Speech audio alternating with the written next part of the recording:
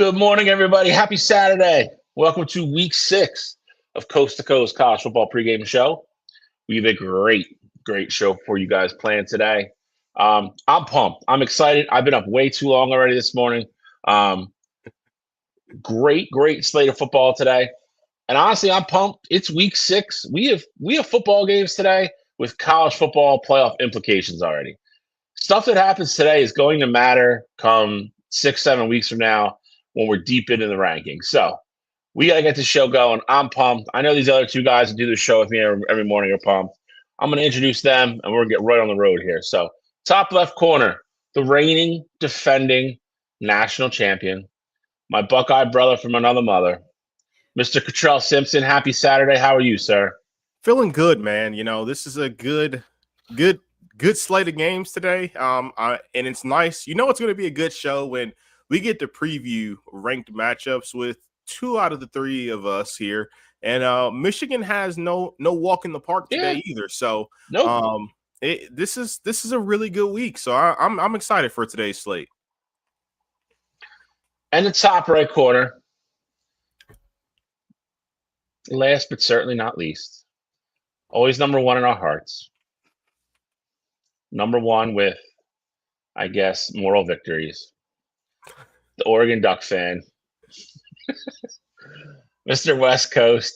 He gets up very early to do this show with us every week, so we love him. Mr. Alex Elmore, how are you, sir? Man, I get up early every week just to get obliterated in the intro. You know what I mean? Like, all you gotta do is win one, bro. Look, I'm not on the field. All right, I'm not coaching. University of Oregon, hire me. Y'all will win a national championship. Okay, I'm just telling you now. Hire me for something. I can even be the water boy, but I'll bring the good luck. Okay, but no, it's a beautiful Saturday. Ducks did not play last week, so I got to sit back, relax, watch some stress-free football. 2 weeks removed from the Penn State victory. Now we got ranked Indiana today.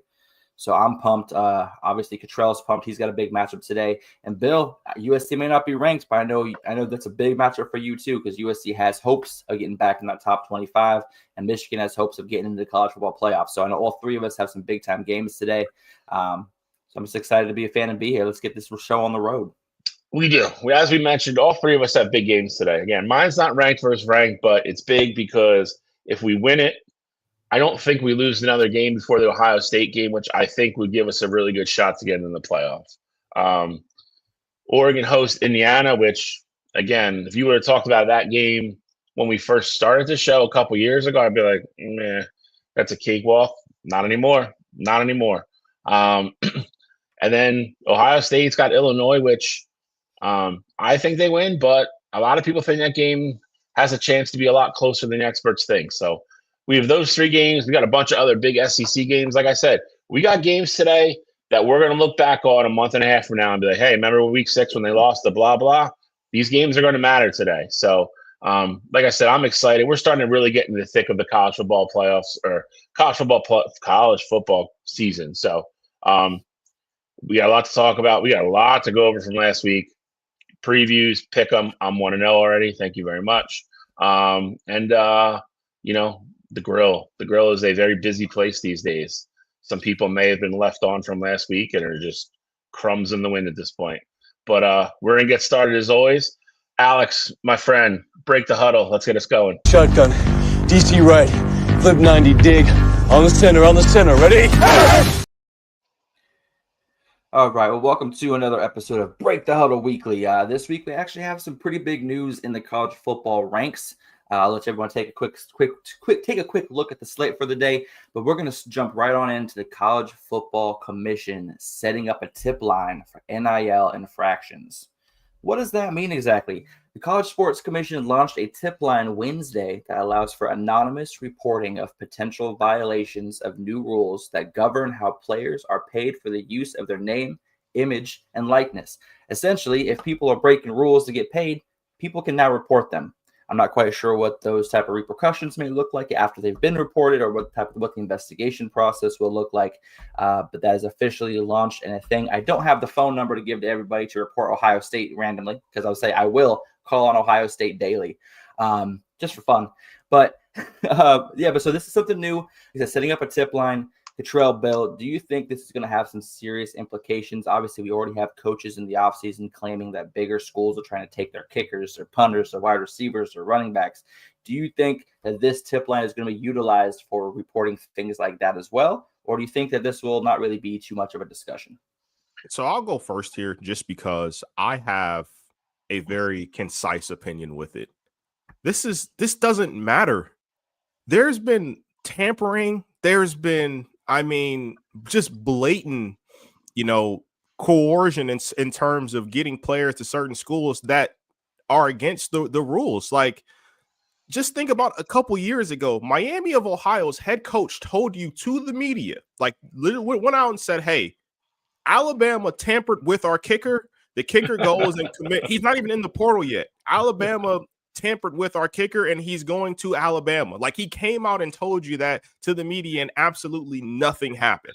So you have players, you have coaches, you have people in the media that find out these things that's going on with NIL, but the NCAA refuses to govern it properly. So I think the tip line is nice. It kind of saves face a little bit. Like, you give teams the opportunity to say, oh yeah, you know what, we did hear you, we did look into this, and ultimately nothing happened.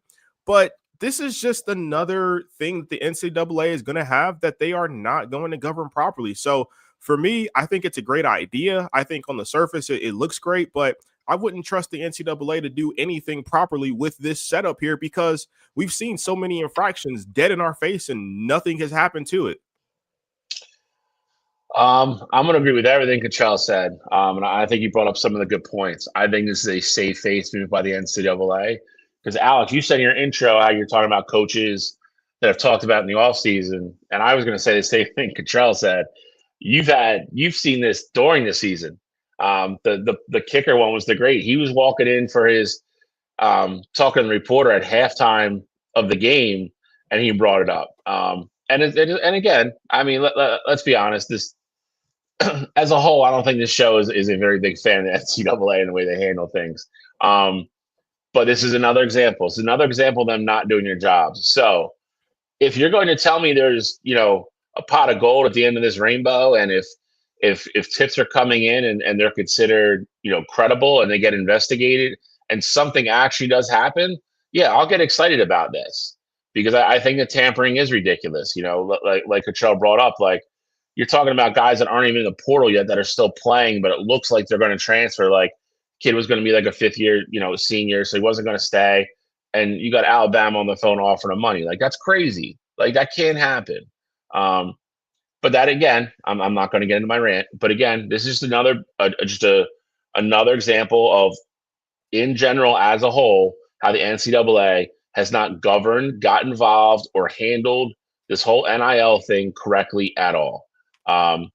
So again, if they're going to get off their asses now and start doing something, and this is going to be investigated, and people are actually going to work on tips that come in if they're deemed credible, then yeah, I'm all for it. I think it can slow down tampering, because if there's going to be real sanctions and it's not just going to be, a slap on the wrist or something like that, then yeah, wait. The whole thing with the portal is, we're down to one portal now. Yeah, wait for the kids to enter the portal. Once they enter the portal, call them as much as you want, offer them whatever the hell money you want. But you shouldn't be calling kids when they're on other people's rosters, offering them grass is green on the other side or whatever. Like, that's not fair, and that stuff's got to stop. So, if I see results, I love it. If not, I think it's just another. I think Cottrell hit it right on the head. It's just NCAA publicly trying to save face. Yeah, I love that they released a tip line. Like, it's like, see, guys, we're doing something. You can't get mad at us because we're putting everything in place. If people don't report, that's not on us. I don't know. I think it's going to backfire. I think that there's going to be so many wasted, especially if that number is like public knowledge, and not just like something like given to coaches or the NCAA athletes and things like that. If that number is made public, we're going to have so many false allegations. We're going to have, it's going to be an absolute cluster, if we're being completely honest with ourselves. Michigan calling on Ohio State, Oregon calling on Washington, Washington calling on Washington. It's just going to be, I think it's going to be a couple of years of craziness before it actually shows that what the usefulness of it will be. Other than that, I really don't have an opinion. I guess it's for me. I want to see how this works out. I just don't think it's going to take quite thinking. I don't think it'll be public. I would assume this is going to be an internal, like the head coaches have access to it, and like a player. Directors. Correct. Yeah, like athletic staff and within the AD's department, and that'll probably be it. And again, if somebody comes to you and says, "Hey, so and so from Alabama contacted me, blah blah blah," like here's text messages, screenshots, blah blah blah, like report it. I'm assuming it's for that because, like you said, if not, you're gonna have you have 100,000 people, like you said, from all these schools just calling in stupid tips on rivals. So I don't think it's gonna be a public number. I would hope not, anyway. I think the one part that I'm very curious about is though, because like I said, the tampering side of things, like I don't think that's ever going to really change because the NCAA has shown no reason to change that. I'm very curious though about when recruits flip, like what goes into that, like if that's something that kind of gets looked at a lot tougher there, like if they flip last minute. Like I think of, and this isn't, I'm not saying Oregon's necessarily doing anything wrong here, but Oregon has the money, they have the resources to get kids to flip properly. Like all you have to do is say, hey, like we'll give you $1 million the right way, and you get to play at one of the top schools in the country. You get to wear these badass uniforms. You get to be coached by one of the best coaches in the country in Dan Lanning.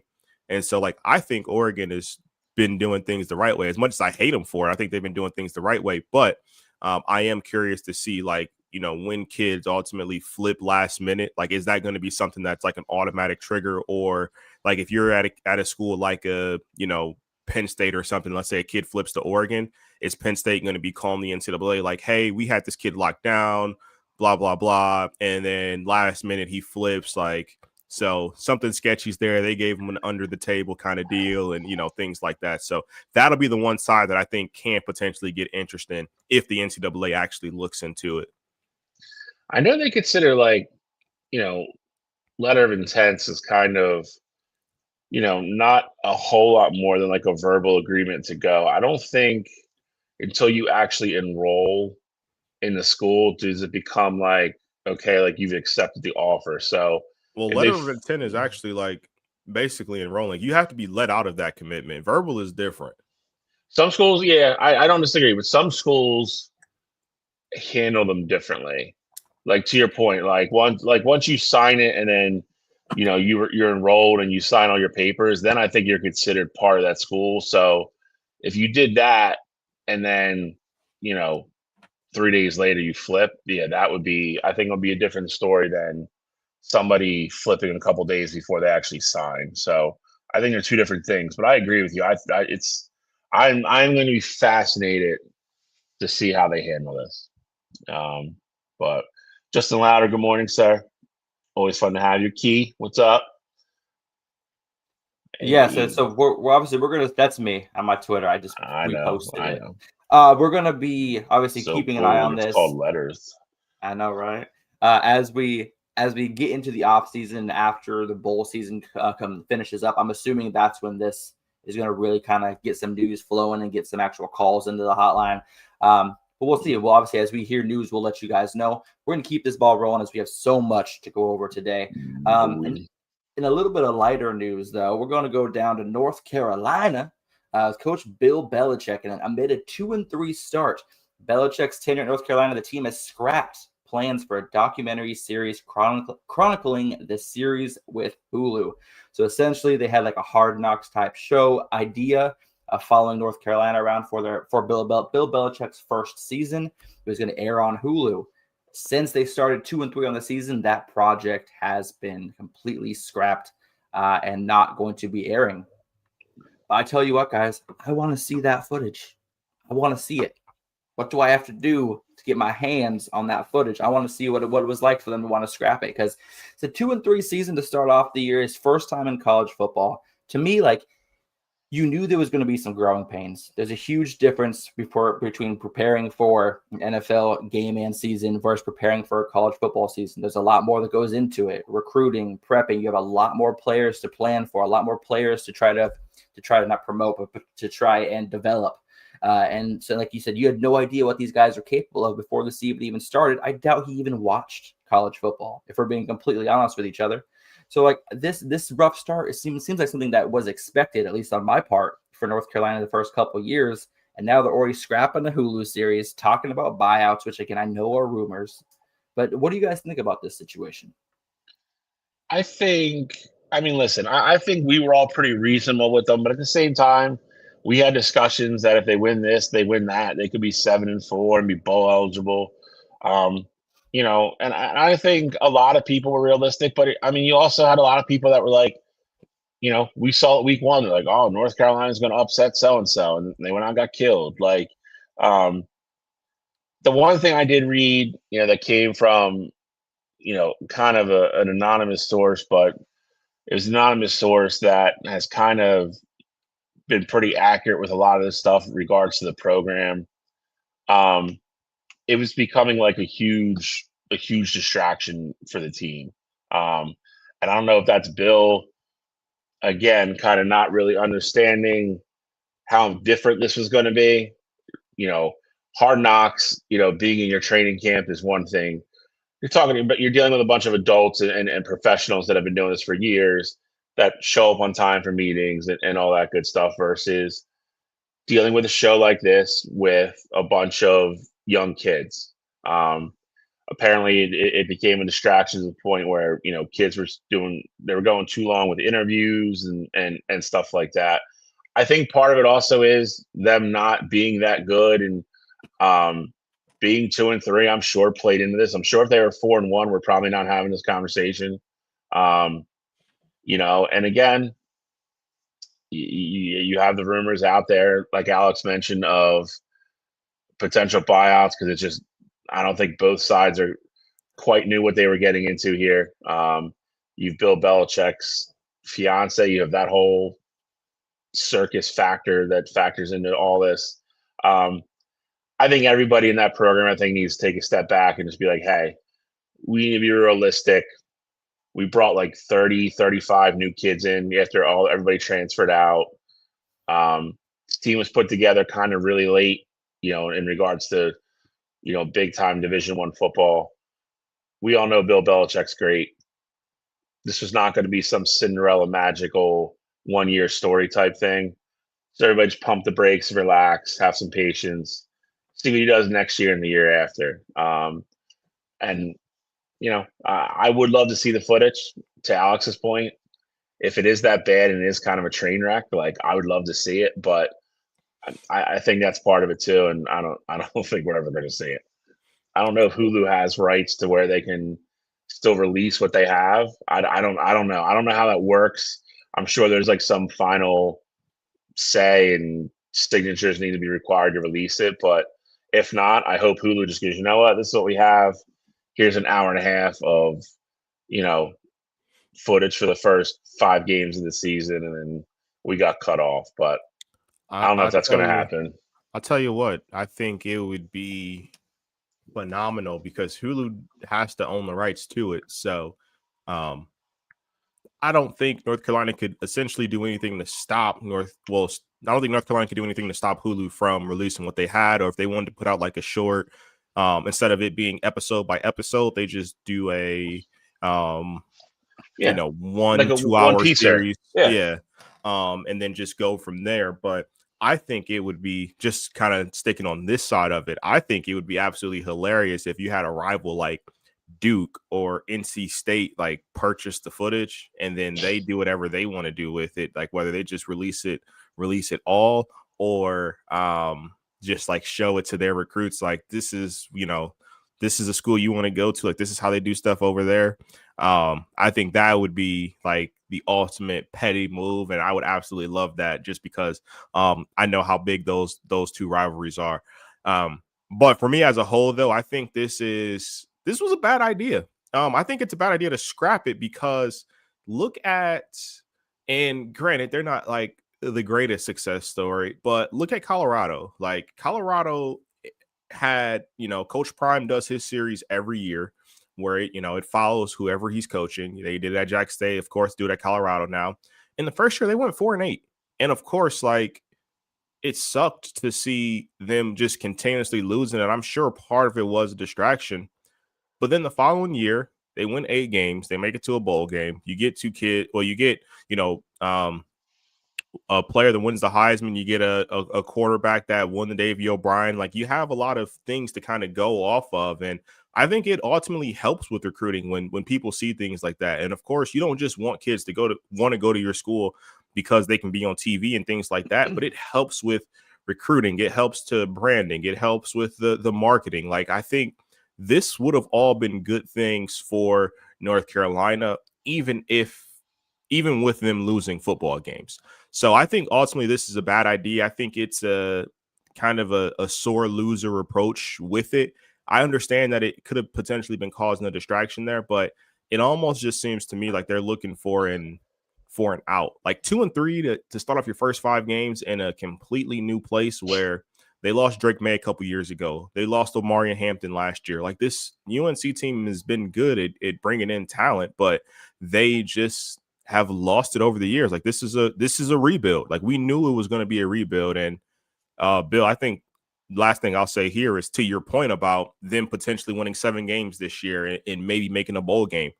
I think all of us thought that was probably the ceiling for them. Of course, we floated the idea of, well, maybe if they get past them and they win this one game here, they could potentially make a run for the ACC championship or make it to the college football playoff by like sneaking in there, depending on what else falls right behind them. But I think we all really knew that this was going to be a rebuild situation. We just thought that with Bill Belichick being the great coach that he is, that they may win a couple more games that they weren't necessarily supposed to because of game planning. So they still have plenty of opportunity to do that. 2-3 to start the season is not the worst thing in the world, especially when 2 of those 3 losses are to TSU, who may be ranked at the end of the year, and then Clemson, who has been underwhelming so far. That's a team full of talent, and they are still well coached. So those aren't 2 of the worst losses in the world in your first season as a head coach at North Carolina. Yeah, I was really going to agree with you on that. About, like I said, the team that they've lost to, it's not like they're, like I said, the TCU. I don't think anyone really expected how good TCU was going to be. Not that they're like world beaters or anything, but they're a solid football team. And then Clemson, they've just been underperforming. And I think that a couple of Clemson's results could have been flipped pretty easily to where they're a 4-1 team versus 3-2. Mm-hmm. So I can't really knock him for his losses. But I think what would be funny, New England Patriots by the footage. With all the freaking drama between them two, with Bill Belichick not allowing North Carolina or the staff to tweet about the New England Patriots anything. They weren't even acknowledging Drake May's stellar performance last Sunday. They didn't even, if we say, hey, former North Carolina quarterback has a great day, they didn't even acknowledge it. They completely do not mention the New England Patriots at all at their facility or on their social medias. So I think it'd be funny if New England Patriots grabbed it up and said, let's see what we do with it. But that's just a little bit comedic, a comedic anecdote for me. Bill, you have any last words on this before we kind of bounce over to one more pressing piece of news? Yeah, I mean, I think the only thing I agree with everything Charles said. I think the only thing I would say I disagree with a little bit on is the Colorado thing, and I say that Deion and Bill Belichick couldn't be more opposites personality wise, for sure. You know what I mean? So Deion to be on that show, Deion himself is a star of that show. Bill Belichick doesn't even probably want to be on this show at all. Like Bill Belichick was probably on this show as little as contractually obligated to be on this show. His press conferences and stuff, everybody's seen them. They're legendary. They're funny, but he hates talking to press. And then you mentioned the 2 guys that I think helped Colorado's. Like I think if North Carolina still had Drake May and still had, an Omarion Hampton or, Williams or somebody like that, where Colorado had, Travis and Shador, it made that show a little bit easier. And I think it also made it, I think North Carolina had such like a run of success that, this 2-3 start was kind of part of like why I guess so, they want to say embarrassing or whatever. Whereas Colorado was so bad for so long, and then you have Deion coming in, You have Shador going with him. You have Travis Hunter, who was, had all this hype. I think we all knew from the get-go what that was going to be. Like there was no doubt in our minds.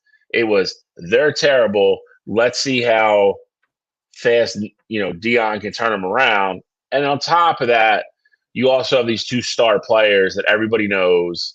And, to Cottrell's point, because they had that behind the scenes show when they were down at Jackson State. So there was a lot of people in college football and fans that were already familiar with all 3 of them.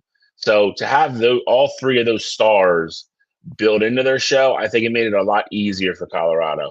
And there was 0 expectations, I think, with Colorado. I think it was, Dion's going to make us better, but we know this is probably at least a 2 or 3 year thing. We have these 2 kids. We'll get all the publicity out there, and and again, Dion, if you like him or dislike him, whatever you want to do, the dude's a character. He's funny. He's very open. He's very honest. He's blunt. And everybody knows who Deion Sanders is. I'm not saying nobody knows who Bill Belichick is, but everybody knows who Deion Sanders is. And they know, again, I would tune in to watch him talk for 10 minutes because I know he's going to say something some people consider probably controversial. He'll say something funny. And he'll say something that, like, if you were sitting there watching that with your son, you'd be like, I wouldn't mind if my son went and played for him. So I think that aspect of it helped Colorado a little bit, way more than I think where it's almost a detriment to North Carolina.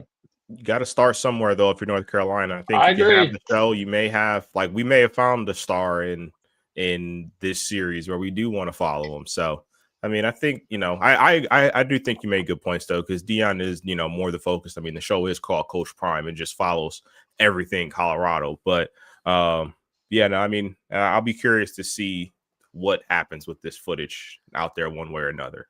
I just see that is the super intriguing part to me, is because I feel it comes out at some point, some way, whatever.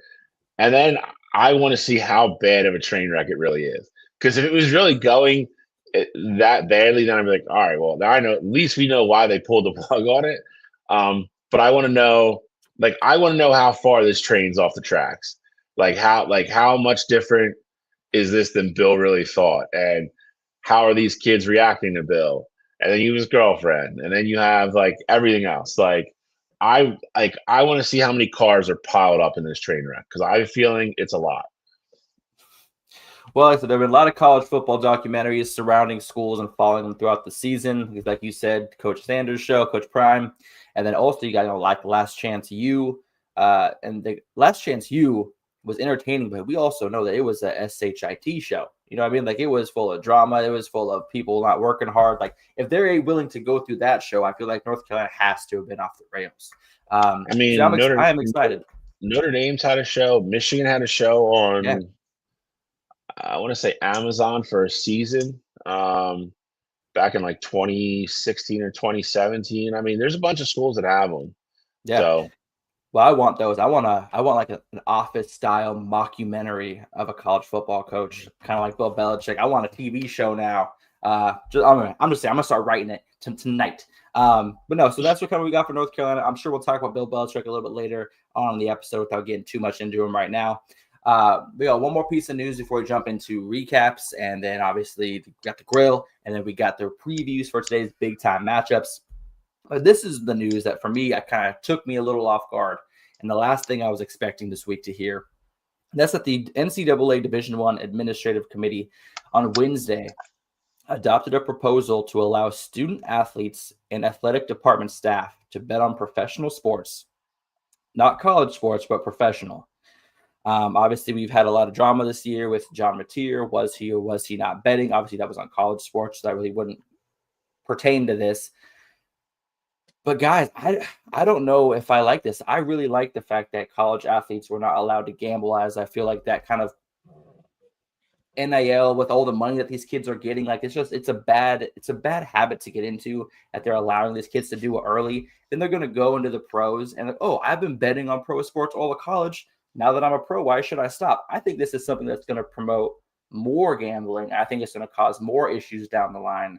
Go ahead, Cottrell. I know you got something you want to say.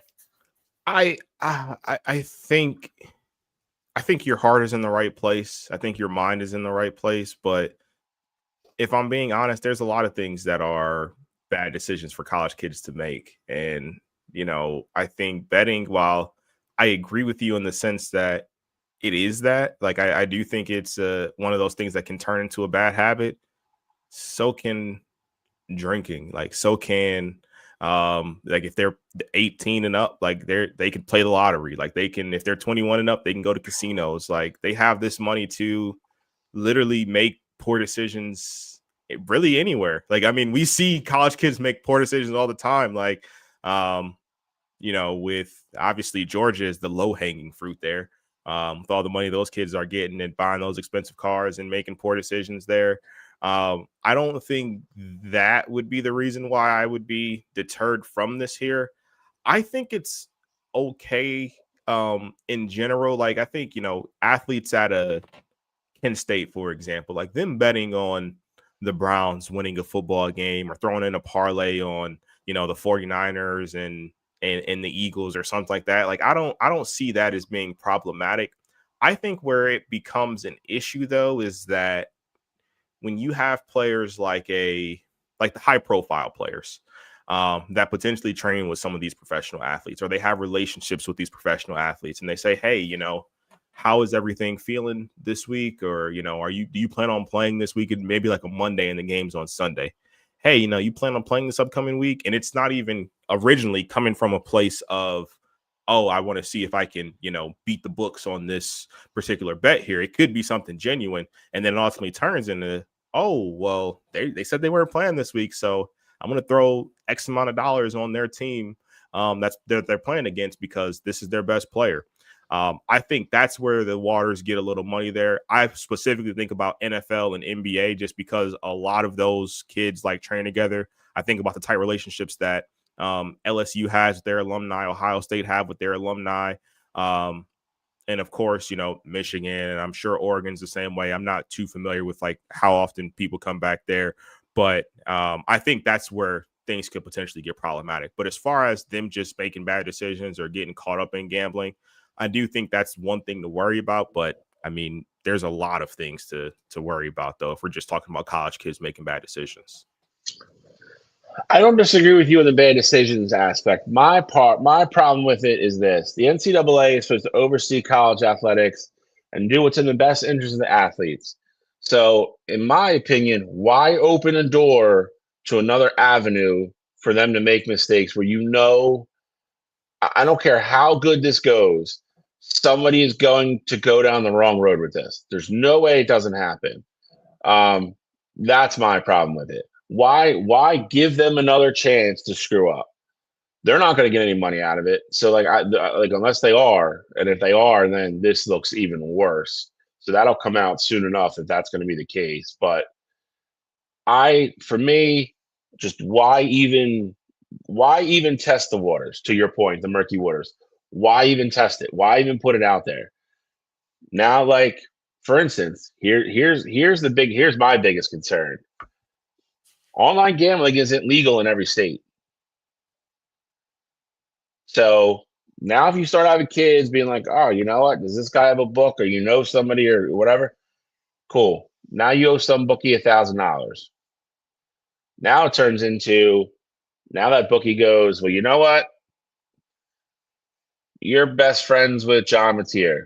I need John Mateer to make sure he doesn't go over 70 rushing yards next game.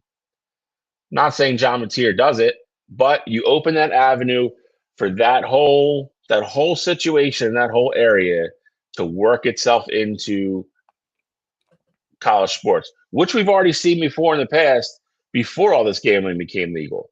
There's always game fixing. Temple got investigated last year for college basketball because there's a bunch of anomalies. It's already on the fringes. I feel like this just opened up a bunch of other, little like pinholes that eventually one of these is going to blow open, and you're going to have some huge scandal. I think it's silly. If you want to bet when you're out of college, that's fine. But even look at, like Alex said, if you're an NFL player, A, you can't bet on the NFL. And you can't bet on anything else when you're in an NFL sanctioned, have it be training facility, wherever you are. If you're at a stadium, you're not allowed to bet on anything. Those are adults, or who we're going to claim are adults. Why would we open this up to kids? And so, Cottrell, I think you bring up a good point with the way, especially football for NCAA, has become such a business. You see these kids as sophomores and juniors already working out with professional athletes and working out with professional athletes, not just from football, basketball, just like you said. Now they're texting each other. Now it's like you said, so and so's not playing tonight. Like it's just such a slippery slope that I just don't think we need to go down. This wasn't needed. I didn't hear clamoring from all like NCAA athletes being like, I can't use FanDuel. Like this is bullshit. Like there was no need for it. Like nobody was out there screaming from the top of the mountain for it. And NCAA in their wisdom as always is just like, yeah, go ahead, bet. It's cool. We got it. Like I just don't see how it ends well. And for me, just add it to the list of NCAA. Like because 3 years from now, when something goes horribly wrong, everybody's going to be like, told you so. Why did we do this? But at that point, it'll be too late. Well, you guys mentioned like, oh, these kids are working out with professional athletes, basketball, football, this stuff. What about like last year's teammates? I'm going to throw out a couple names that are not, I'm not saying anything about gambling, but like Jackson Dart or Cam Scadaboo have a direct impact on their team's success. Cam's not feeling great because he's got a little bit of head injury, or Jackson Dart knows, hey, the NFL is going to suspend me a game because we didn't do my concussion protocol correctly. Whatever comes out, he happens to let that slip to one of his boys at Ole Miss. Okay, cool. Let me bet on whoever the Giants are playing to beat them because I know Jackson's going to be out and the line hasn't moved yet.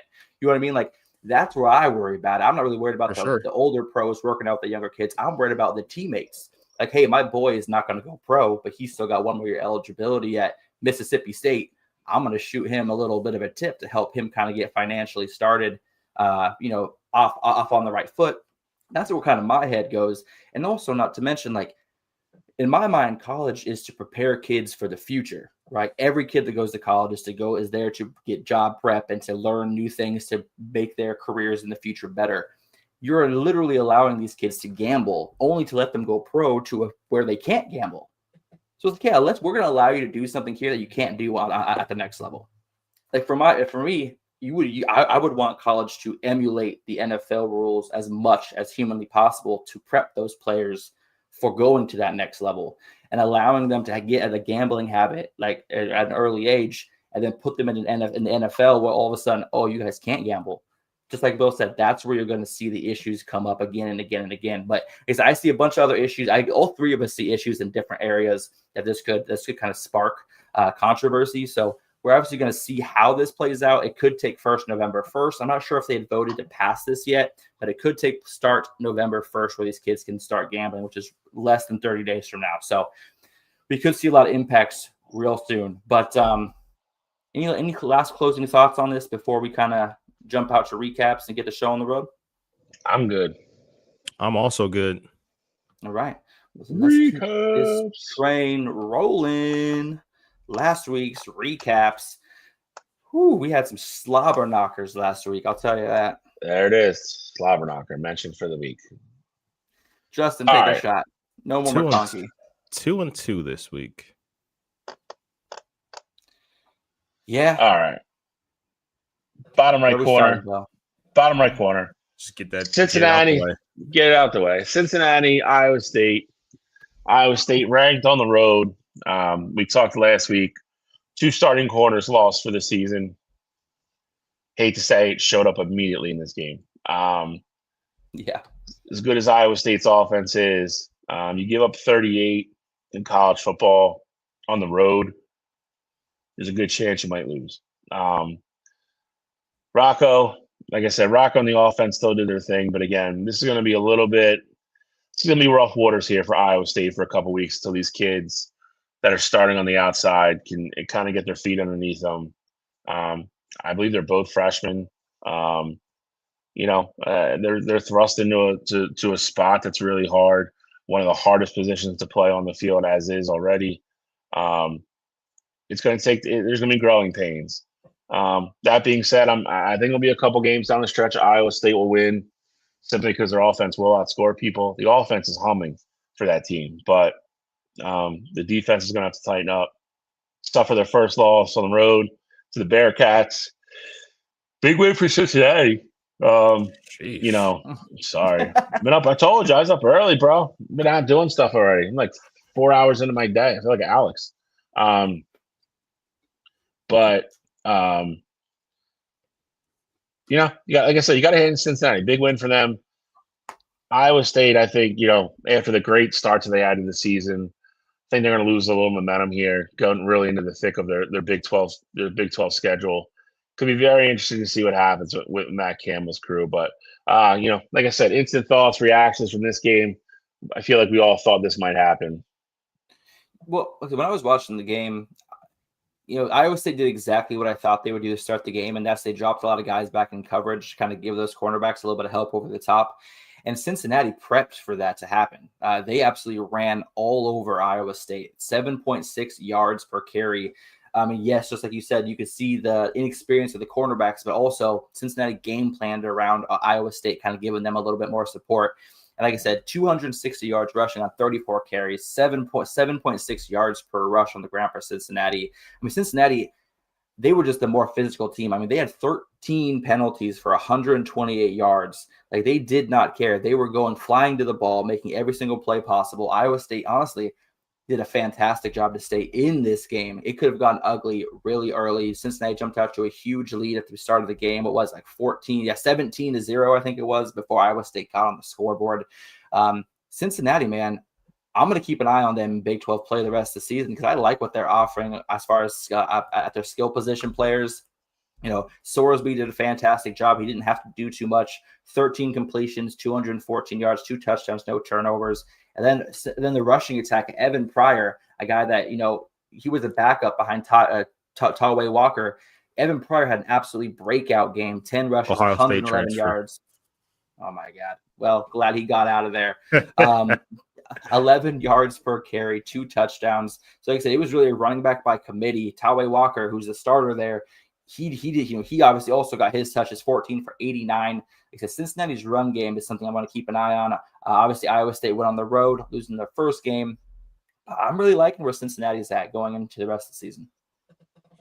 Yeah, definitely was a good game for Cincinnati, and I think this is one of those ones where Iowa State started off too slow. Obviously, you saw them turn on in the second half there, but Cincinnati got out to a big lead. We saw it early. I think when we got off the air, they were already down 7-0, and then by early second quarter, it was like 21-0 or 21-3. Like, Cincinnati was up big pretty early in that game, and Iowa State, to their credit, fought back, but it was one of those instances of too little, too late.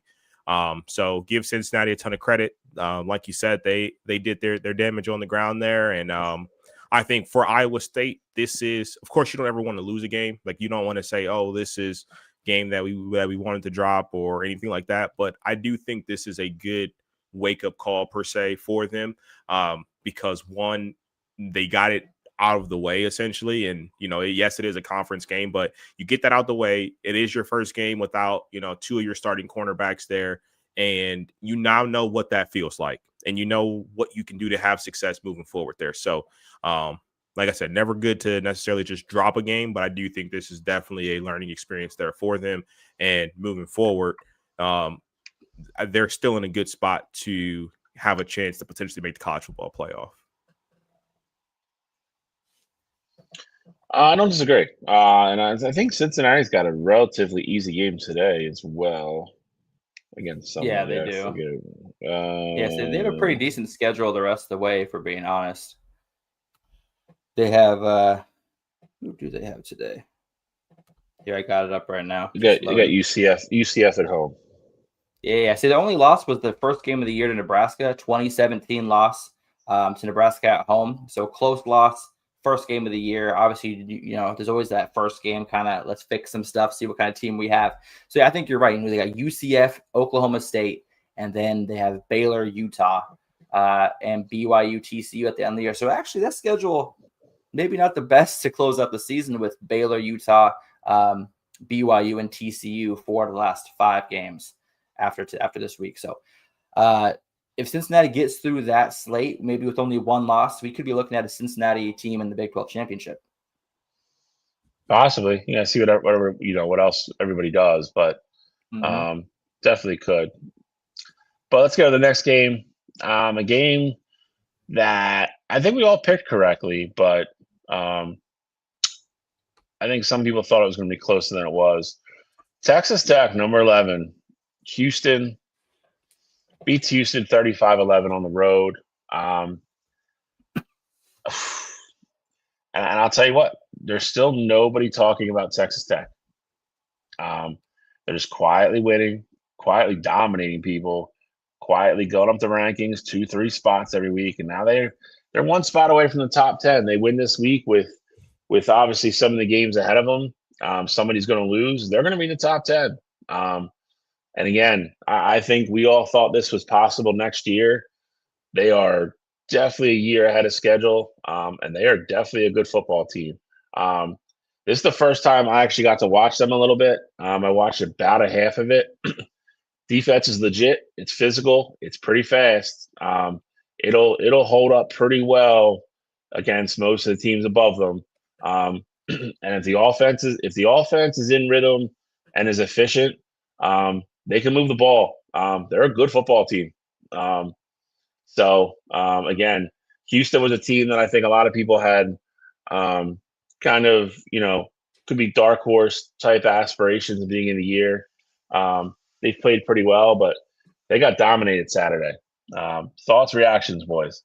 I mean, for me, this is just more of Texas Tech looking like Texas Tech. Like, this is who they've been all season. And Bill, you said something about their ranking. Well, now they actually are in the top 10. They're number 9 now. And I think that with this game here, if you actually watched it, it kind of surprised me a bit because I was watching it. Me and Audio went out for lunch.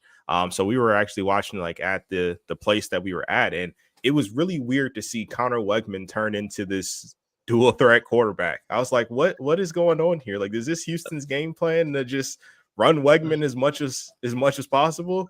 But no, Texas Tech is a very, very good team. And again, you talk about them being a year away. Like, as the guy who picked them to represent the Big 12 in the college football playoff, like I knew this team had the potential this year to be special. And I think that's kind of scary for college football in general there, because they are building a great foundation. And now the people who give them money, their donors, are seeing like, hey, if we actually pump money into this program, they will have success. So Texas Tech is definitely a team on the rise there. And they're a team that I don't necessarily want to say like they are in that upper echelon of teams that go in the national championship this year, but they are 100% in that discussion. And you're right, no one is talking about them in that light.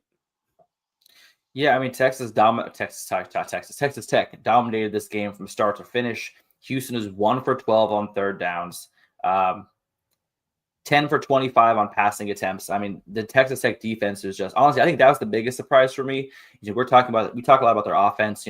Obviously they had a quarterback injury. We're talking about, could there be a quarterback controversy? Obviously that, Barron came into this game. What's his name? Morton, sorry. Baron Morton came into this game, absolutely shut that down. 28 for 40, 345 yards. Looked absolutely fantastic. Houston could not get any pressure on Morton. He had all the time in the world to kind of sit back there, find his receiver, and pick apart that defense. The rushing attack was going well. Jacoby Williams, 5.5 yards to carry, over 100 yards on the ground. Like I said, this was just an absolute dominating performance by Texas Tech. They owned the time of possession 38 minutes to 22. Houston's offense was consistently on the sideline with more questions than answers. Like I said, Houston's a good team too. 4-0 going into this game, now 4-1. I think Houston has a strong season ahead of them, but Texas Tech shows that they are right now the class of the Big 12. So I'm excited to watch this team going forward. And Cottrell, I'm not going to argue with you, man. You may be right for once with Texas Tech making that Big 12 championship. The one thing too, I'm like looking. I went ahead and looked at their schedule, like their upcoming schedule, and it's like there are a couple teams on here I think they could potentially slip up. Like next week they have Arizona State, but Arizona State right now, like we don't know what's happening with Sam Levitt. Like I know he's not going to be playing today, but if he doesn't play next week, then that game looks convincingly different than what it could have potentially been for that Texas Tech team. And then the rest of the way, like I think the only game where they could potentially slip up would be BYU, but that game is at home for them. So like that's a very winnable game, you know, moving forward there. So I think Texas Tech has put themselves in the driver's seat. They've gotten through the, I think, toughest test, whether it be, you know, Utah or they had another game. Utah was the big one, and then Houston. Houston is a good team, and they've shown they're a good team so far throughout this season. So they got Kansas today, but that game is at home, and I think Texas Tech has a chance to run the table. They do. I gotta look on here while one of you guys are talking and find another pick for today because obviously I'm not picking Arizona State anymore with Sam Levitt officially ruled out. That being said, I would say this again: if Levitt doesn't play next week, I think they beat Arizona State. They might beat Arizona State with Sam Levitt. You know, and then again, I don't think they lose to BYU at home. If that's the case, they're firmly going to be in the Big 12 championship game. I would say they're firmly in the college football playoff at that point. They're going to factor in. Would not be an easy round first matchup for anybody. That is a team, especially if you go fast forward 2 months, let them keep playing, getting more experience. Not a team you're going to see walking in your stadium to play first round. Like not going to be the gimme, let's just win this game and get out of here type thing. You're going to be in for a battle. So, Bill, I think you might be selling them a little short. You're talking about not an easy first round matchup. Well, I would counter that with a 12-0 Big 12 champion. I'd argue that they deserve a top 4 seed. I wouldn't argue with you, but I will tell you with things we've already seen this year. I mean, 12-0, I think would be tough to keep them out of the top 4, but I wouldn't be shocked either. I'll tell you what, I'm excited to see him play Kansas today. Obviously, like you said, they tried to, Houston's game plan last week was kind of to get Connor Wegman out of the pocket, get him a little bit mobile. Well, today they're going to actually face a quarterback that is mobile in Jalen Daniels. And so I want to see kind of how Kansas, because Kansas is going to try to control the clock. Kansas is going to try to keep the ball out of Texas Tech's hands. And I think Jalen Daniels is going to be the key to that. I know we're not previewing this game, but you guys talk about the future. I'm thinking today is a huge matchup. Kansas is a 4-2 squad whose offense can really put it together, control the clock, and with Jalen Daniels, if he's running the ball efficiently, this game today could be a big test for them. So I'm excited to watch Texas Tech. Kansas couldn't stop me, you, or Bill on the go route. So facts. Just say you forgot to mention the fact that Kansas plays no defense. So, that's why I said they're going to try to control the clock and keep the ball in their hands. Control. It's going to take Texas Tech 30 seconds to score every time they get the ball. Okay, I digress. Where are we going to next, Bill? Top right, revenge tour. Alabama Crimson Tide hosted the upstart, but not surprising anymore, Vanderbilt Commodores. Took care of business, 30-14. Ty Simpson, another solid game for Alabama, over 340 yards passing, something like that. 340, yeah. Jam Miller, one of the better names in college football, especially for a running back. Had a big game on the ground. And they finally got Ryan Williams going. I think he had just short of 100 yards receiving, had a touchdown. Looked like Ryan Williams last week. This is the game a lot of people were worried about, an emotional letdown after the big Georgia win. I went the other way with it and really thought with what happened last year with them hosting, they were going to take care of business, stay focused, and they did. A couple weeks ago, Kellen DeBoer was firmly on the grill, and people were saying maybe not the right hire, maybe they got it wrong. 2 ranked wins in a row, and all of a sudden now, people are talking about Alabama maybe winning the SEC again. So, very interesting turn of events. It's funny how quick the narrative can change in 14 days. But that being said, Alabama looks good. Defense is starting to play with a little bit of an edge, and They look more aggressive and not as soft as they did at the beginning of the year against that Florida State team. And like I said, the offense is moving the ball. And I hate to say it. I mean, I think a lot of people worry about Ty Simpson in the year. He's played great for them. And if they can keep Ryan Williams going and with the running game, I think Alabama's a tough team to beat, just as they always are. They have talent everywhere. So Vanderbilt came, I would say a little bit down, to normalcy. Still played all right, but not up to the caliber you need to beat to beat Alabama in Tuscaloosa. So big win for Alabama. Vanderbilt a little bit back to the drawing board, but did you guys watch this game? What'd you see? What'd you like? Dislike? Give me all the details. For me, when I look at Alabama, obviously, yes, they're playing better. Ty Simpson is playing better, absolutely. But I still see a team that if they were to, even later today, they're going to have an issue. And we'll talk about that when we preview the game. But when I look at Alabama, I see a team that still has holes in that defense. Yes, they're playing better. Yes, Ty Simpson is looking good.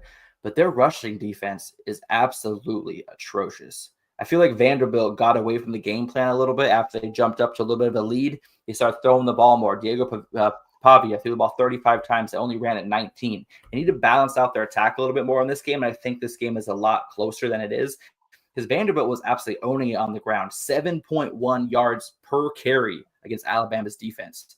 And a lot of it was Diego Pavia from the quarterback position, 12 for 58, 4.5 yards. But they also had Cedric Alexander, huge explosive plays, 4 carries, 76 yards, 19-yard average. He had a 65-yard run for a touchdown. Vanderbilt had opportunities, and I saw the holes that they should have exploited in this game, and they didn't. They panicked as soon as Alabama tied the game and started throwing the ball all over the field, trying to kind of make up points quickly when they should have been more methodical going down the field. And that's the approach you need to use to beat Alabama because that rushing defense still has some improvement to go. Not saying they won't be there at the end of the year, but right now there's still some holes in it. And I think that that's going to be a huge factor in their game later today against Missouri. But I digress because we will talk about that later. Like I said, Bama 30, Vanderbilt 14. Alabama got it done. Ty Simpson, I said last week that I took back all the negative things I said about him. Do I think he should be plus 750 for the Heisman? No, I don't think so. But his improvement in his play is evident. If you've watched Alabama from game one this season, his growth is every single week you've kind of seen that growth happen. So Alabama is turning into a team that's scary. Obviously, DeBoer, he's kind of coaching for his life right now. We're kind of giving the team everything he has, coming up with his best game plans. I think Ty Simpson, like I said earlier in the year, plays into the quarterback style that DeBoer likes to coach and likes to run his offense around.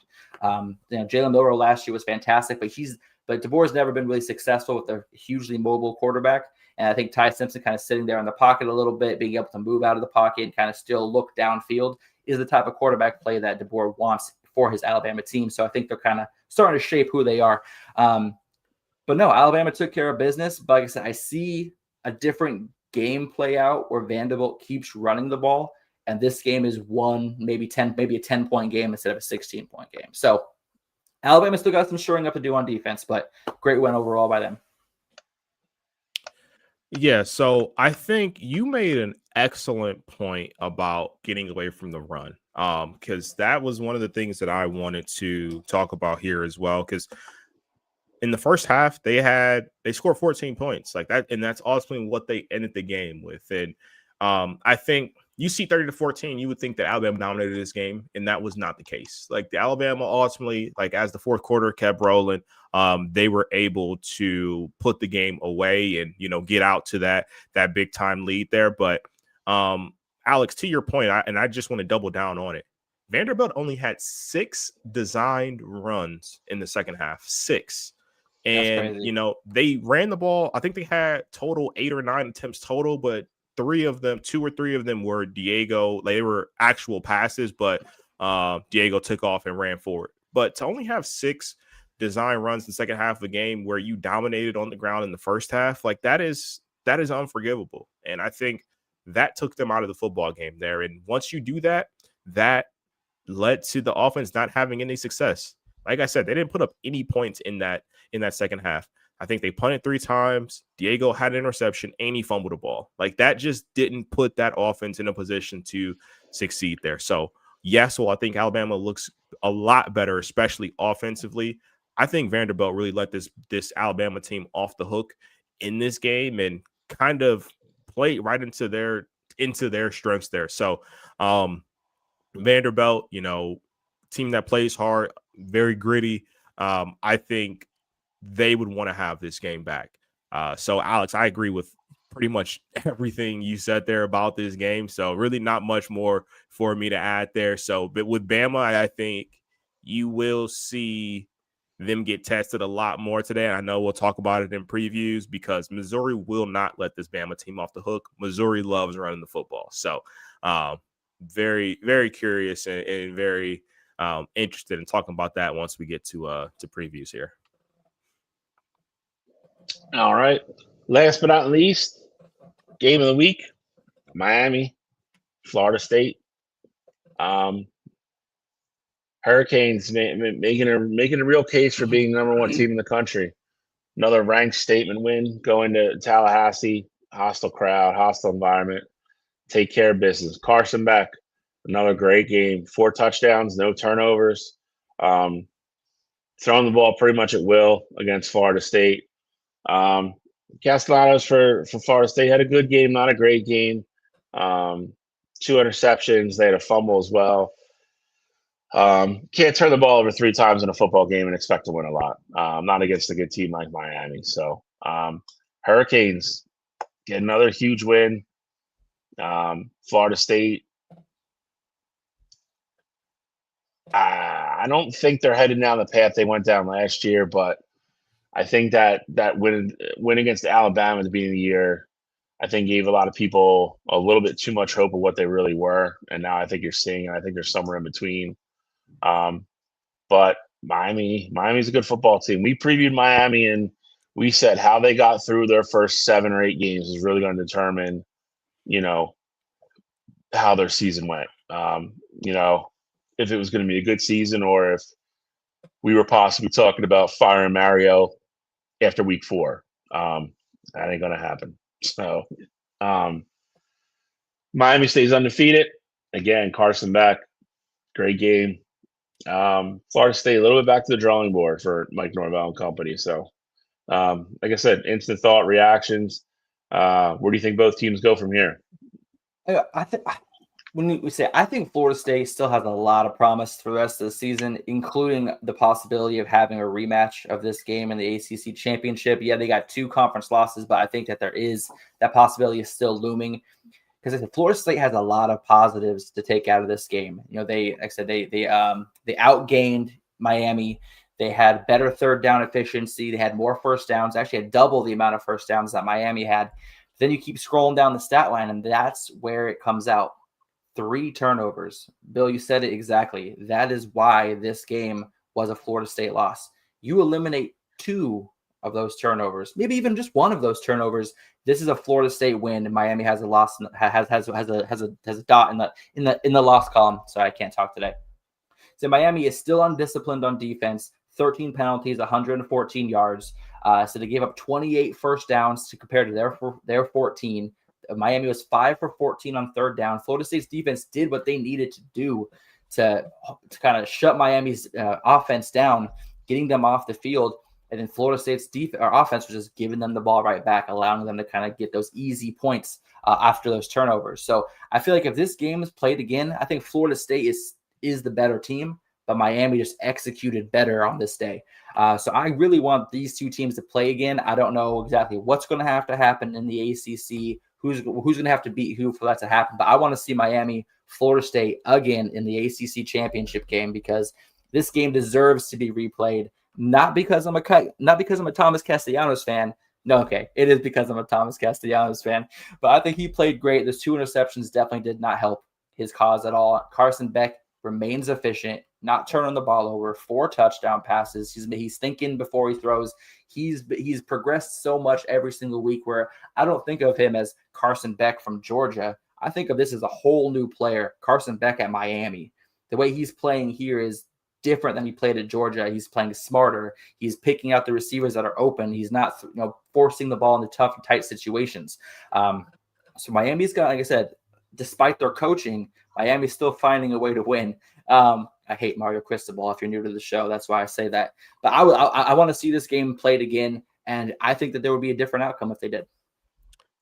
All right, so two things, two big takeaways, and one of them is from what Bill just said. The one of my takeaways is and this is the Ohio State fan in me. This is 100% the Ohio State fan in me.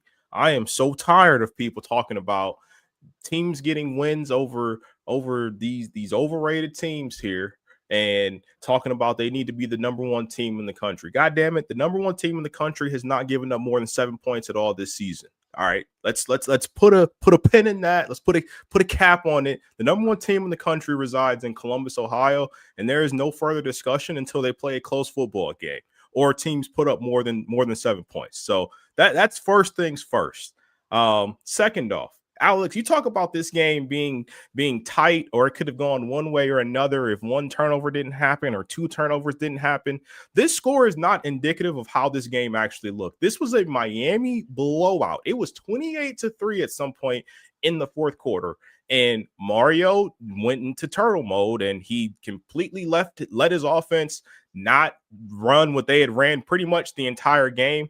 I mean, Miami's offense absolutely had it humming pretty much the entire game to the fourth quarter, where he, tucked his tail and was like, hey, we're going to make sure we don't lose this game. He did not want a repeat of Georgia Tech a couple years ago versus Miami. So, yes, Florida State, they came to play in the fourth quarter. They put up some points in the fourth quarter there. That is not indicative. Like, I don't care what the numbers say. I watched the game. I know what I saw within it there. And Miami had full control of this game pretty much the entire way. And even still, like, Florida State had kicked a field goal with 20 seconds left to ultimately make it where they finished within 6 there. Florida State was never, ever in a position to take the lead in this football game in the fourth quarter. So for me, I looked at it as this was complete Miami domination. Florida found their fight in the fourth quarter there, but it was too little, too late. And for me, I think Miami has submitted themselves. And I said this last week after their win, but Miami has firmly submitted themselves in the territory of potential national champion this year. And I will say that I was wrong with this Miami team. Like, I did not see them having success this year at all. I said at best they would be 7-5, and I thought at worst they could have been looking at being 5-7.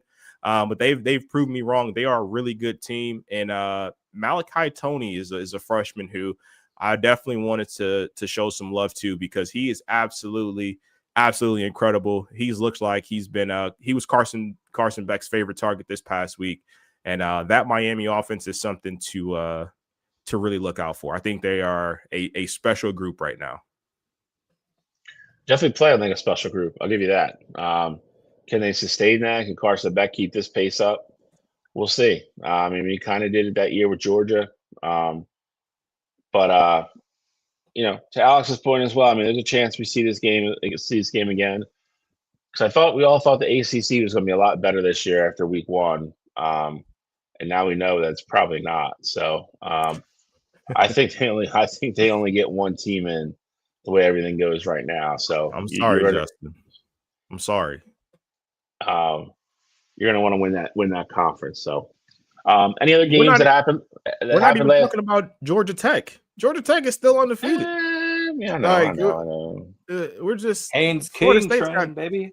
Florida State's got 2 losses. Like, they need help.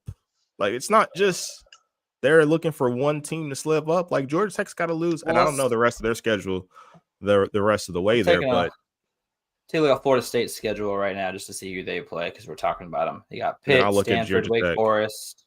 Yeah, so we got Pitt this week, Stanford next week, so that's 2 wins. Wake Forest, 3 wins. Then you got Clemson, Virginia Tech, North Carolina State, and then at Florida. So the Clemson and Florida games are the 2 games in question, obviously with Florida not affecting the conference standings at all. And then Georgia Tech the rest of the way. And right now they're at 13. Georgia Tech the rest of the way. They got Duke next week. Then they got Syracuse, NC State, Boston College, Pitt, and then they end the year with Georgia at home. So the rest of their ACC schedule is pretty light. Like even if they slip Miami, up, Georgia Tech, I think they could potentially lose to Duke next week. But like outside of that, I don't see them losing I don't see them losing 2 conference games. Yeah, I would have said that Syracuse game is one to circle, but without Angeli playing, I think that Syracuse team looks a lot different for that game than it would if Angeli was playing. Because I think Syracuse was starting to become my favorite in the ACC to play in the conference championship game before that injury. So that changes things a lot. But you're right, Georgia Tech has a very light schedule, and that game at the end of the year, win or lose, it won't affect the ACC standing. And if you lose to Georgia at the end of the year, that's not going to drop you immensely in the rankings.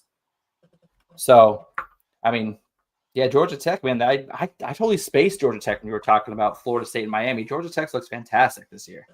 And not to also, leave out, but Virginia is also in the ACC, and they are still undefeated in conference play as well. Looking at their schedule the rest of the way, they got Washington State, North Carolina, Cal, Wake Forest, and then Duke and then Virginia Tech. So again, I think they got Duke on the road. That's the only game I could see them potentially taking a loss. Like none of these teams are very, very good. Miami takes a loss out of nowhere, and we have a Virginia Georgia Tech ACC championship game. That would be insanity. No one honestly, that one. It could happen. It's one of those scenarios that could happen. If you're Miami, though, that's not the worst thing in the world because, I mean, yes, you probably lose out on the bye the first round, but getting a home game, and you're probably going to get a team that was in a dogfight in either their conference championship game or you just get a weaker opponent. Like maybe you get a group of 5, like you're the best, non power 4 seed there. You end up at the 5 seed and you get the 12 seed coming in, and then you get the extra bye from not playing in the conference championship game. I think that could potentially be a good thing there. And, with this new seeding, that could be something that ultimately comes into play there. Seeding strategy. Definitely will. Ooh. Sorry, let's cracked out. All right. Any other games you guys want to mention from last week before we move on? I mean, I think the 2 that we have to absolutely mention, because I don't know if we're going to mention it later. Penn State taking a loss, Texas taking a loss, and completely falling out of the top 25. Like, I feel like this is the time that we can just kind of throw that in there. And is there a path for them to make it? I mean, not being in the top 25 right now, going into week 7, I think that's going to make it extremely tough to get back into the college football playoff talks. Texas has the schedule where if they run the gauntlet, I think they would have the opportunity to potentially get back there. I just don't see that happening with how they've played. But Penn State, on the other hand, like I'm looking at it like they have Nebraska and Ohio State as their only 2 left, and even still, like I don't know if that's enough to get them from unranked back into the top 12. If they beat Ohio State, it's at Ohio State, right? Yes. If they beat Ohio State on the road, that's definitely enough. If they don't lose anything else, but they have two losses to one of them being a top 5 team and the other one being the number 1 team in the country, they're 100% have a chance to get back in. They have a loss to UCLA. I'm aware of that, but if you beat the number 1 team in the country, you gotta. I'm just saying. I'm gonna say I'll tell you this: that one win, even if they do beat Ohio State, that one win is not going to circumvent A, the UCLA loss, and B, again, you're already seeing it. There's going to be a logjam of teams with 2 or 3 losses from both the Big Ten and the SEC that are going to have way more quality wins, and they're not going to be able to overcome that. And let's not forget the ACC that we just talked about. We just brought up 3 teams that are still undefeated right now who have light schedules the rest of the way. Like if Georgia Tech loses the last game of the year against Georgia, are we not going to put an 11-1 team in Georgia Tech over Penn State, who has 2 losses, one of them being to UCLA? Like I think there's so many teams that are a part of this cluster that are ahead of them right now. Not to mention, Bill, I know you're about to bring up the SEC. The SEC has a ton of really good schools right now who have, no losses like a Missouri team, or you have Texas Tech is still undefeated. I know they're not in the SEC, but Texas Tech is still undefeated. And then you have that log jam of one-loss teams like Alabama, LSU, A&M's still undefeated. Georgia, A&M's undefeated. Ole Miss is undefeated. Like, there's so many teams. I think that even if they lose 2 games, you can't put Penn State ahead of them, with one of their losses being to UCLA. Agreed. And that's, we had this argument earlier. And again, I understand who you beat matters, but who you lose to matters just as much, and how you lose. They got their asses kicked by one of the worst teams in the Power Four right now. It's about as bad a loss as you could take. Okay, here's a question for you. Sure. Based on what you just said, Bill. UCLA obviously got the first win of the season. Rich Neuheisel's son is the interim coach right now. What if UCLA wins out the rest of the way? Obviously, becomes bowl eligible. They're finished up the season. What? They got Ohio State. 7-4? They ain't winning out the rest of it. I tell you that. Okay, fine. They finished up the season 7-5, only losing to Ohio State. Okay, but they play Ohio State well. The game stays close. Does that loss by Penn State to UCLA look differently at the end of the year? Because obviously UCLA was 0-4, but fired their coach, who was the problem. They bring an interim guy. If they go, what was it? So was it 5-1 the rest of the year? I think it would be. Yeah, and become bowl eligible. That loss doesn't look as bad. Based on who they still have, they have Indiana, they have Nebraska, they got Ohio State, they got Washington, and they have USC. If they find a way, even if they keep that game close to Ohio State and it's a loss, if they go 5-1 during that stretch, then I do think the Penn State game would be looked at differently there.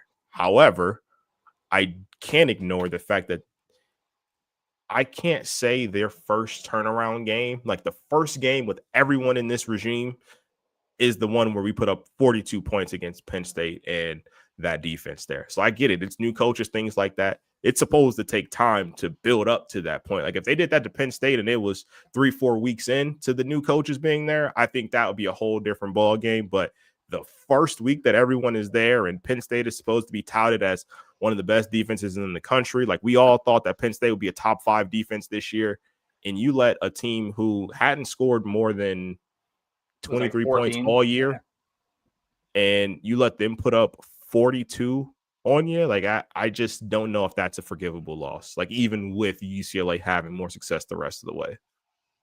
Okay, understood. Yeah, I do think Nico looked fantastic, though. Nico looked like Nico. He did. He had 3 rushing touchdowns. Like the dude was a beast. Like he carried UCLA on his back. He was like, no more of this LBS. I'm taking this. You got hop on, boys. I'm gonna take you to the promised land. But he looked great, and I'm hoping that he looks like that the rest of the year. It makes UCLA fun to watch. It makes the Big Ten Conference more interesting because UCLA beats Indiana. Or who else did they have in their schedule? They have Indiana, Nebraska. They got Maryland. They got Maryland next week. Then they got Indiana. Then they got Nebraska. Then they got Ohio State, and then Washington and USC to end the year. Not gonna lie to you, 4 teams. That is the tough little. I mean, and even still, Maryland's 4-1 right now. Maryland's a good football team. There's 4 teams in there that have the absolute opportunity to make the Big Ten championship. So UCLA, if Nico's playing well, that's not something that's not a team you want to see on your schedule. Every one of those teams that I mentioned are either 4-1 or 5-0. Every single one of them. Already dreading the Maryland trip in November. Alex, I'll ask you this question since we argued about it a couple weeks ago. 10-2 Notre Dame, 10-2 Penn State. We'll say Penn State beats Ohio State. Oh, last spot. Who do you put in? Notre Dame. See, you just made the argument for who you beat, and then you're gonna put the team in that beat nobody. Yeah, but who you lose to matters too, just like you said, and they lost to 2 top 10 teams by one possession or by less than 3 points. That's a good point. I'm using your argument against you. Correct. I just want to see which way you would go. Yeah, unfortunately, I would have to go Notre Dame only because at this point in the season with 2 losses, Penn State not ranked. Where's Notre Dame? 18th. Notre Dame shouldn't be ranked either. So if Notre Dame doesn't lose, there's no way that Penn State can pass them. You know what I mean? So I think that. Well, I will say. I'll say yeah. this. This is what I'll say just about that, and then we could move on to the grill because I know we want to get rolling. With Penn State, by the time they get to the Ohio State game, Penn State will be ranked as long as they don't lose anymore. I think that regardless of how we want to talk about it, SEC obviously has bias. Big Ten has bias too. So it's going to take nothing for Penn State to be back in the rankings. There were people that were voting on the AP poll that had them at 16 or 18, and ultimately they didn't make it in. But I think Penn State just gets a couple of wins before that Ohio State game. I guarantee you to be a ranked game because every network wants to have, we got, ranked number 1 Ohio State versus they won number next to Penn State. So as long as Penn State doesn't lose, they will be ranked going into that game there. And I do think if they do beat the number 1 team in the country, there is going to be a chance that they can get that step up over a Notre Dame and just kind of put them on the catapult and just launch them right on over them. So I know the rankings matter now, but I 100% guarantee Penn State will be in the rankings if they don't lose another game. And I think that game would do enough to put them ahead of Notre Dame at that point. Notre Dame's toughest game they have left is USC, which could be 3-3 after tonight. That'd be the best team they have left on their schedule. And again, if you're going to look at it blindly, which they're supposed to do, if you put Penn State's resume and all their metrics on a piece of paper and against Notre Dame, Penn State's are going to be better, even with the UCLA loss, because the Ohio State win is going to trump a lot of things. It'll be interesting. Hey, Notre Dame's got 5-0 Navy on the schedule, bro. 5-0 Navy. Stop. I don't want to hear about academies. I don't. All right. But hey, we do got to get going though. Let's move. Let's go. 38 minutes till kickoff. And you know what? We still need to come up with the graphic for this. Something sizzling. I can feel it. We need it. But this is now cooked or not. We got a we're feeding very small family tonight. We only got a couple people on the grill. And I think they're both well deserved to be here. Obviously, I know, Bill, I know you wanted to throw James Franklin's ass right back on the grill. But he's burnt. Let him have a week off. Let him have some time. Here's my quick question. If they don't make the playoff, does Franklin get fired? Yes. I think he should. But probably not. I think he should, but I don't think he will because I think they would be 9-3 this year. And while that's a disappointment, I don't know if that is a $50 million disappointment. I think he should, but I just don't know if Penn State would be willing to shell out that money to get rid of him when they literally just signed him to an extension, which everybody in the world knew that was a mistake besides them. But is it a $50 million decision when you were ranked universally across the board, either 2 or 3 to start the season, and a whole hell of a lot of people picked you to make the national championship game, and it's the most talented roster you've ever had? I think the arguments are there, but I will say to James Franklin's credit, he can recruit. So the talent will be back. I don't think you're necessarily worried about the talent. I think this was supposed to be the year that all happens, but I also don't know if 9-3 is, while it's not Penn State standard for sure, I don't know if that's enough for them to say, hey, let's shell out this $50 million and bring in a new guy to get the job done. That's all. That's where my reservations come in. If that buyout number was lower, I think without a doubt he'd be out of there. If that buyout number was 24 million, 28 million even, I'd say, Franklin's out of there. But at $50 million, that is such a large sum for a guy who was one game away from national championship last year. I just don't know if they do it. I don't know if they pull the trigger. But let's look at it realistically. Let's look at what they're losing. You're going to lose Drew Aller. You're losing both your running backs, and you're going to come back into a Big Ten next year. That's going to have Michigan with a true sophomore in Underwood. Julian Sain as a redshirt junior. Dante Moore might come back. Might not. We'll see. He's not coming back. Probably not. Not the way it's going right now. Mm-hmm. But you're coming back. You're coming back to a loaded Big Ten where you're going to be starting someone new under center. You're going to lose a bunch of defensive pieces and your entire offense. That they could go 6-6 next year. And I'm not kidding when I say that. So are you going to let them go through another year and then possibly start losing recruits when you have certain names out there that I think probably would take the job in a heartbeat, and I think you're better off. Listen, I've said it before. I think James Franklin's a great recruiter. I think he's a great guy to turn your program around. He's not the guy to get your program over the hump. I think Penn State is an incredible job. I said it on Wednesday. I think there's maybe 10 guys in the country, 10 to 12 guys that don't have to pick up the phone if Penn State calls. Everybody else does. I'll say this then real quick. I think that's a great point that you make, but I also think that's a more of a reason to keep them. Let's say, you lose out on a ton of talent. We don't think Penn State's going to be good next year, regardless of who's coaching them, right? Like, that's what we're kind of saying there. Like, no, because I think you may not have necessarily the talent there. Like, I think a lot of people are going to be gone next year, but if he goes out there, he goes 6-6, whatever, that gives you one more reason to fire him. In another season, that's going to lower that buyout number. So I think keeping them around may make more sense, and then just fire them after next year anyway, if you're looking at it as a lame duck season. Yeah, but if you hire the right guy, you're setting good. If you hire the right guy with the transfer portal how it is, look how quick Indiana turned it around with Cignetti. Again, I know Bill last year, Indiana was nobody, but Cignetti had a fantastic season at, what was it, James Madison, right? And then brought all his talent with him to Indiana, turned that team around overnight. And that's really the point I was going to make. And I'm telling you, Cignetti's probably on the short list. But like, he brings his player, or can you get Kenny Dillingham out of Arizona State, and does he bring Levitt with him? I think you avoid, instead of going 6-6 and then having another year where you're like, all right, now maybe it's possibly another rebuild year. You get rid of that whole thing, and it's like, okay, like, does Matt Campbell come and bring kids, or Cignetti? Who else could be on that list? I already mentioned Dillingham. Maybe Matt Rule. Matt Rule went to Penn State. All right, yeah, but I hate to say it, but if you bring Matt Rule and Raiola comes with him, I mean, you're not missing a beat there. I'm just saying, I think there's too much at stake, and again, I think Penn State is to get in the room. Listen, I know $50 million is a big number. It is. Don't get me wrong.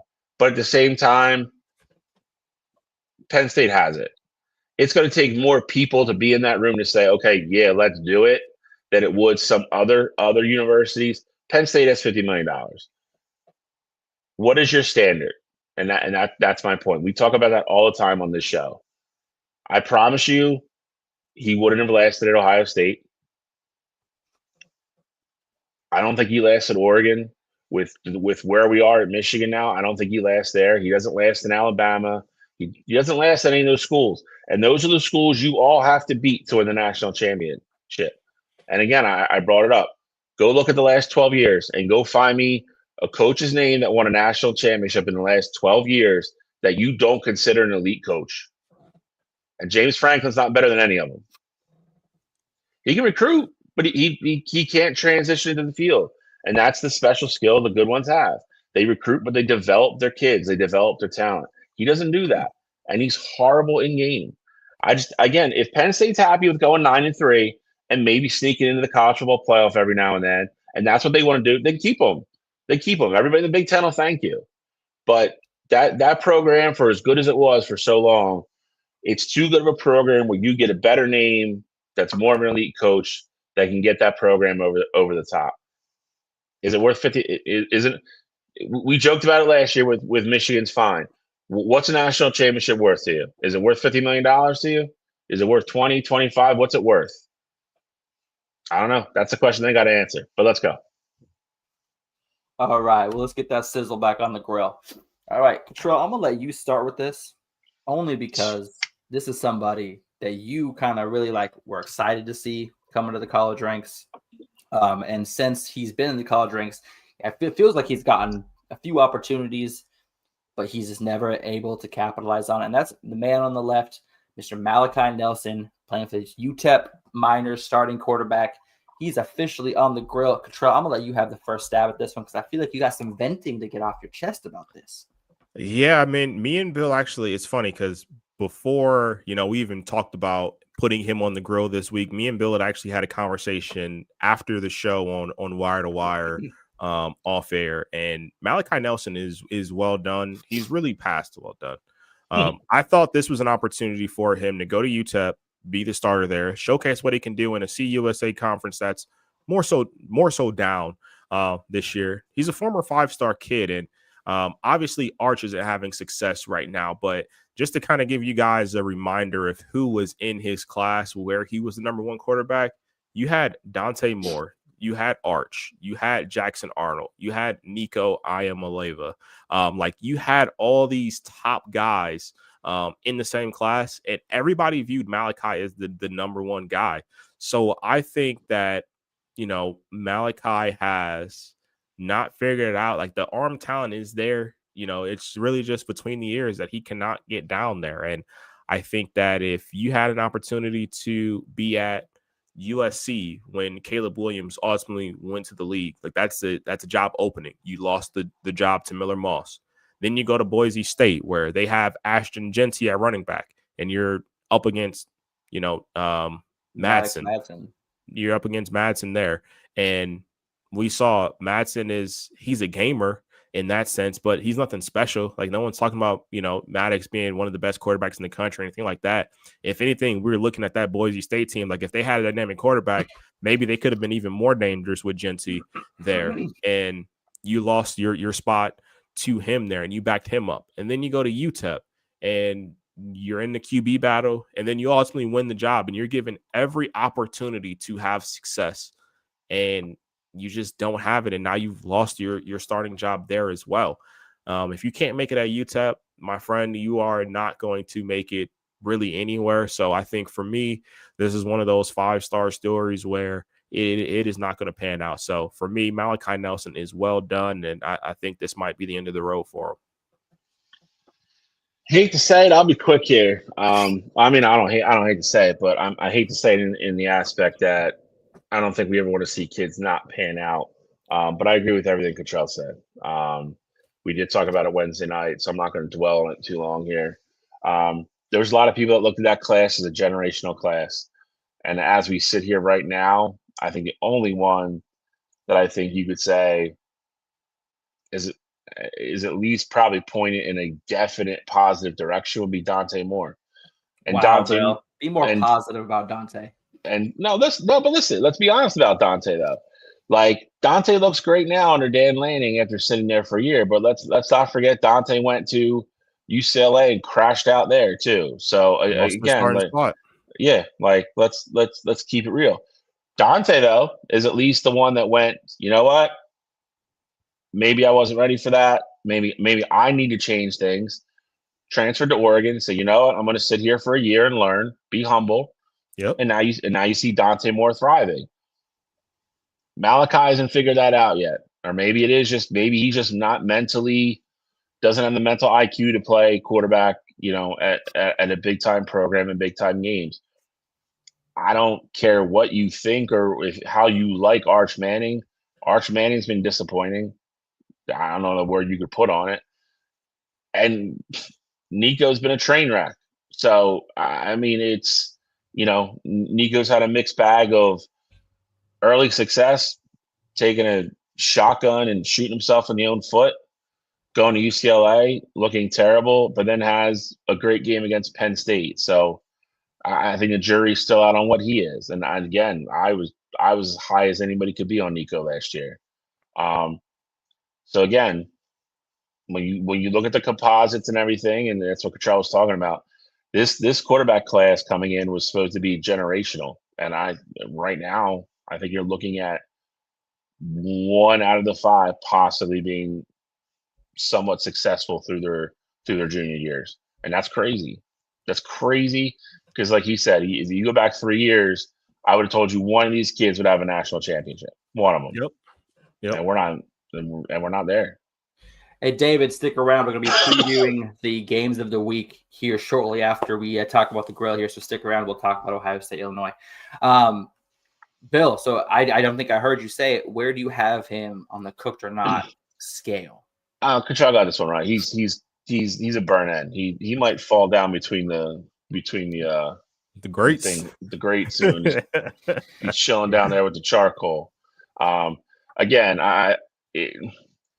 you went from USC Lincoln Riley, which is, I think we would all agree, is about as good a spot you can be for a quarterback. Then still went to Boise, had a great opportunity there. Again, in a very well-run program on a very good team that made the playoff last year, and now you're at UTEP and you can't figure it out there against a bunch of, if we're being honest, a bunch of 3-star and unranked kids. He's cooked, bro. He's cooked. He's burnt. He's going to be ash soon. I don't think he's draftable. Well, here's the crazy thing, man. It's sad.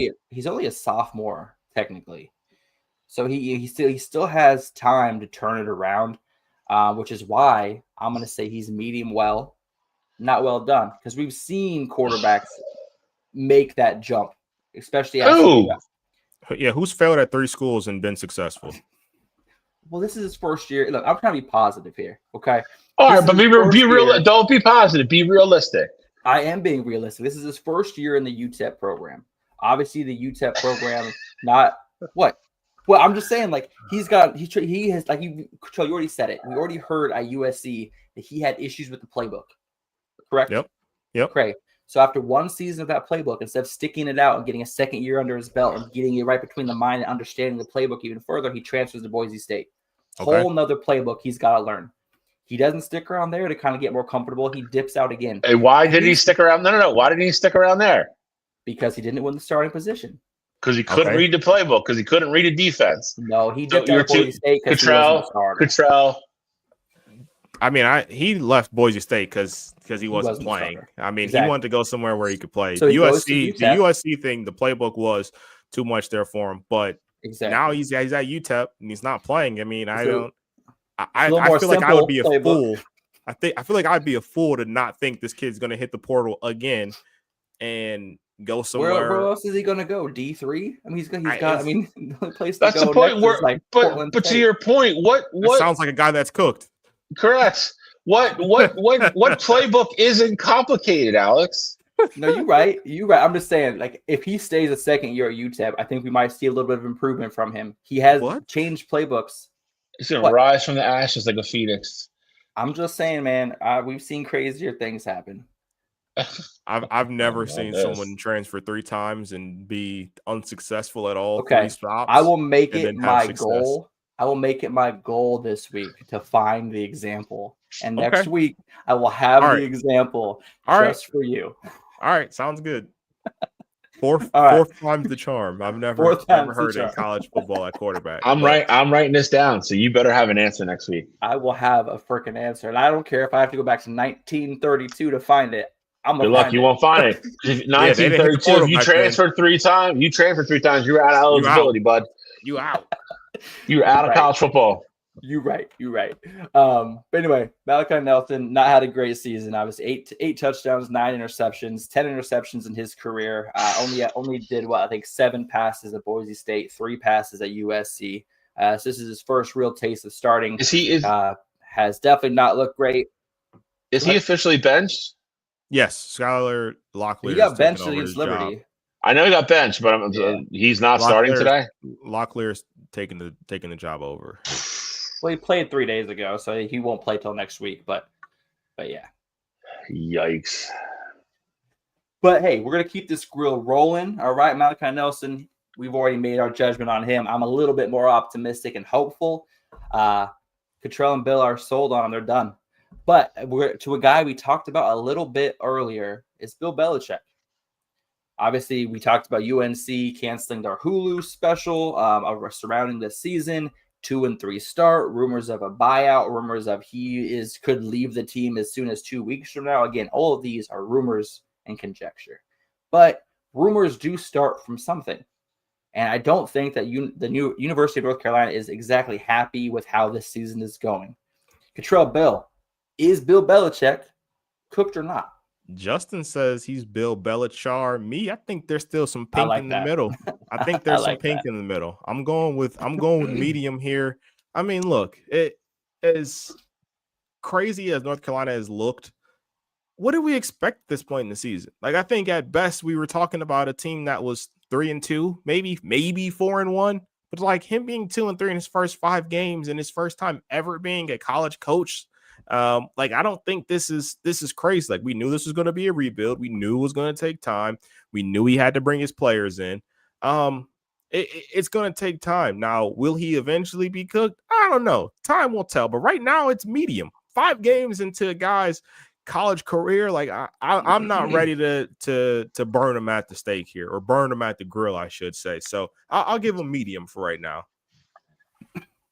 I'm gonna agree with Cottrell because I think there's a lot of unknown and a lot of conjecture here.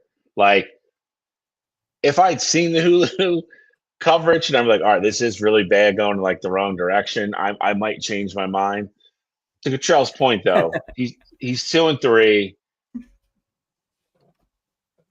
I think if you were realistic, you thought. I think if you're realistic, if somebody told you, "Hey, we'll take 6-6 and we'll go to some dumpy bowl game our first year," I think you would take it. It's probably about where we're headed. And a lot of this other stuff, this buyout rumors, all this stuff's kind of whirling around them. We don't know what's true and what's not. I think if we had a better beat on that, and there was other stuff confirmed, not confirmed, I think it could definitely change where he is.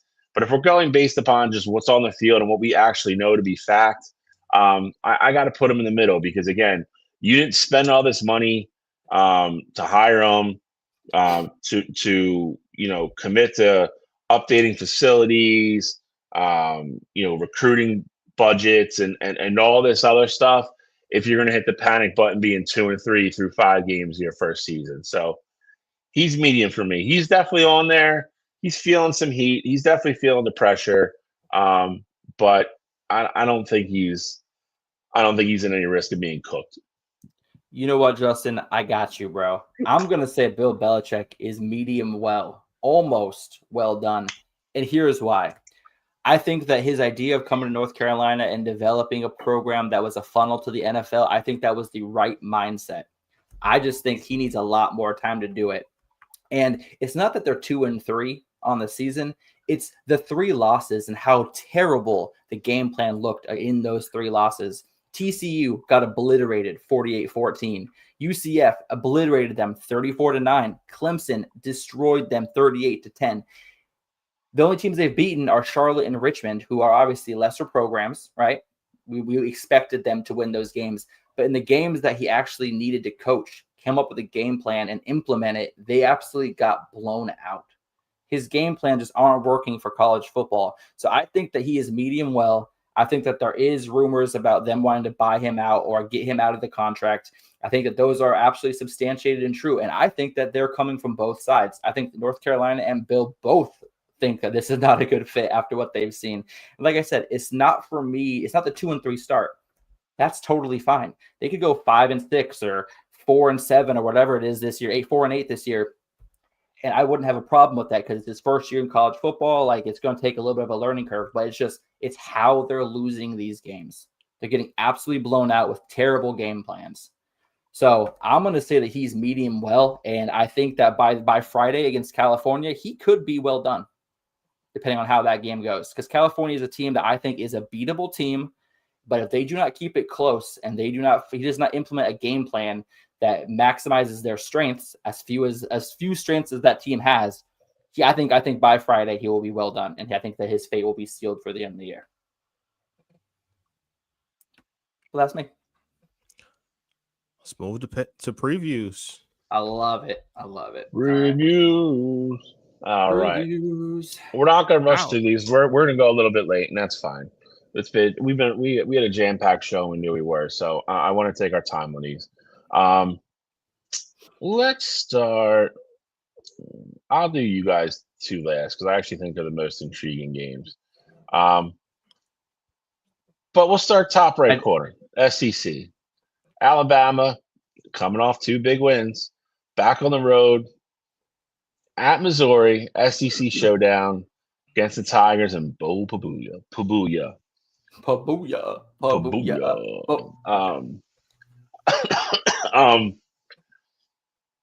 This is an intriguing game.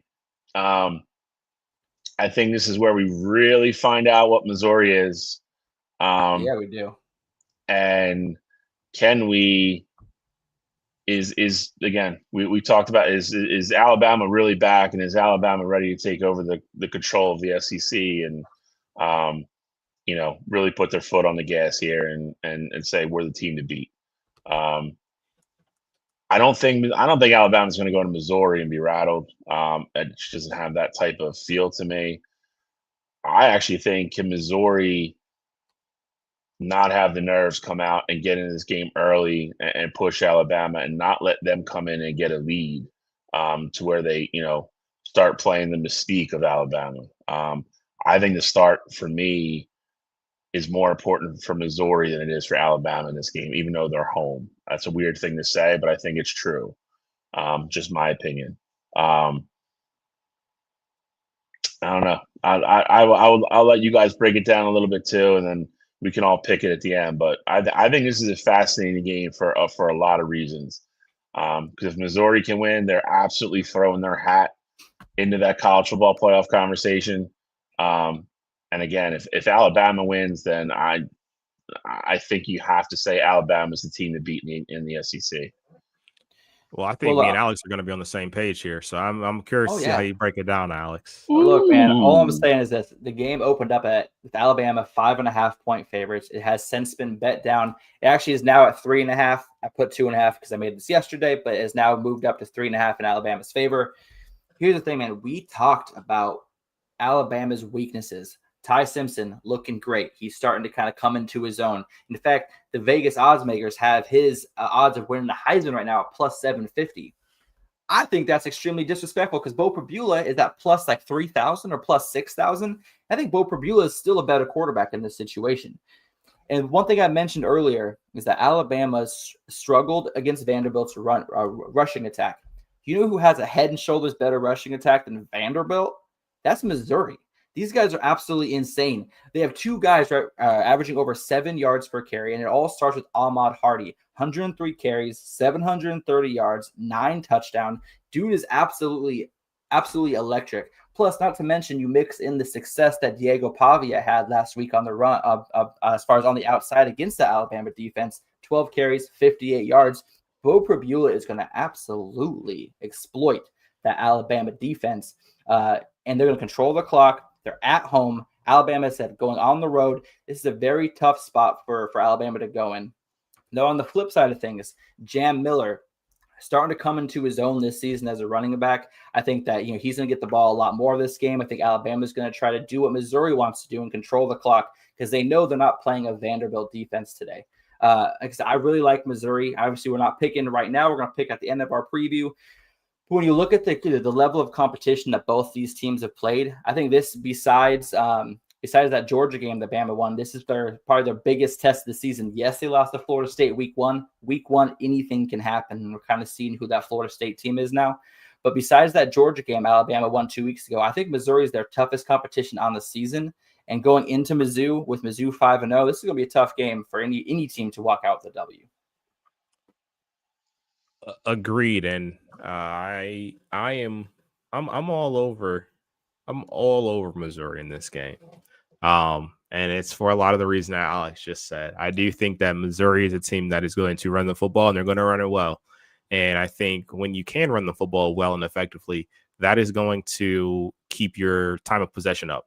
That's going to keep the ball away from that Alabama offense. And I think if you keep the ball away from that Alabama offense, then if they feel like they need to score quickly or they need to keep up and put points up on the board and things like that, I think that's when they start to press, and I think that's when you see them at their lowest point. Now, it could have just been week one against Florida State, but to me, it felt like they were pressing that entire game, and I get it. It was Ty Simpson's first start at quarterback, and, they had new pieces. That was Jam Miller's first time starting at running back for them. But I think as a whole, if this turns into a track meet, which I think it has the potential to do, because I think Missouri will have a ton of success on the ground and they will put up points in this one, I definitely lean Missouri there. So for me, I'm rolling with Missouri. I think they put everybody on notice here and they beat this Alabama football team. Give me the Tide. I think they're playing too great. I think they're playing too well. They're playing as confident as they can be. They are going to test that Missouri defense more than anybody else has this year. I think they score enough points. I think Bo and the Missouri offense will be successful. I don't think this is going to be any kind of suffocating effort from the Alabama defense or anything like that. But I think -2.5. Honestly, I think -2.5 is probably close to where it is. I could see this being a field goal game easily. I think Alabama gets it done though. I think they're just playing too well. They've really turned the corner. They're efficient. Ty Simpson's been great. I would assume Jam's going to start again today. Biggest thing for me was they got Ryan Williams going last week. I think that secondary from Missouri can be had. I think Ryan Williams has a big game today. Roll Tide.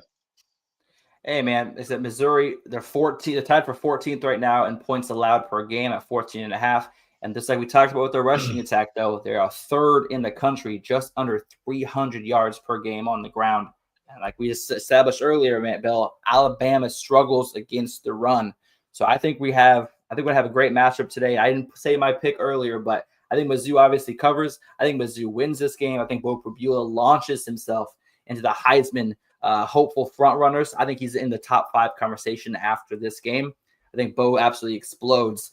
I think he's going to have over 50 yards rushing. I think he has over 250 yards passing. I think he makes Alabama look like an ACC school on defense today. I'm really confident in this game. If I was a betting man, which I am, I would put all my money on Missouri today. All right. Let's go down to the bottom left. Now, what used to be a Big 12 staple is now an SEC staple. The old Red River rivalry. Oklahoma, Red River rivalry. Oklahoma versus Texas. Texas -1.5. This line's been all over the place. I'm assuming John Mateer is not playing. He is going to try to play. They're going to decide up till kickoff. He is probable on the chart. Yesterday it was reported that he was a definite go, and the line switched to Oklahoma -1.5. And then this morning it came out that he was probable up till game time, and the line flipped back to Texas -1.5. So clearly John Mateer playing is going to have a huge impact on how this game ends up. I think that means to me that he's not going to play. I would say this. If I'm Oklahoma, I'm not mortgaging my season on this game if he's not fully ready and there's any risk to him getting hurt even more, especially the way he runs the ball. Take a helmet on that hand or something like that. I do not think it's worth it because I think even if they lose this game, I think they're fine. Texas needs this game horribly. I've said this before about this game, which is what makes this a good rivalry game. No matter what the rankings are, between these two teams, we've seen crazy results out of this game in the past. We've had Oklahoma be, 14, 17-point underdogs and win games, Texas vice versa. It's always a good game. Texas is rattled. They have not looked good. Again, we didn't talk about Sark, but I think Sark gets off the hook way too easy. I think his comments from last week were bullshit. You play Ohio State and Florida. It's hard. Yeah, it's hard. It's hard. It's hard to win a national championship, bud. It's not easy. You got to beat good teams. It doesn't excuse your team looking like dog shit, though. Facts. Is Swamp a hard place to go? Yeah, it is. But if you want to win a national championship, you got to win games like that. Is the horseshoe hard to play? Yeah, it is. But you got to win games like that if you want to win a national championship. It's hard. That's what makes you great if you do it. USF did it. Yeah, like what the hell? So I hated all that. And again, I think he just gets way too much of a pass for losing a lot of big games, and he has, if you really look at it. But that being said, today, see, I still almost lean Oklahoma because I think their defense can keep them in the game because I think Arch has been terrible, and that offense looks terrible. I just don't know if they get enough offense if John Mateer doesn't play. And again, I just don't know if I play John Mateer if there's any risk to making it worse for this game if I could sit him out another week. I don't know. How do you guys look at this game? I think this is probably the toughest game of the day for me. Well, for John Mateer, he said in press earlier this week that he's hopeful to play in this game.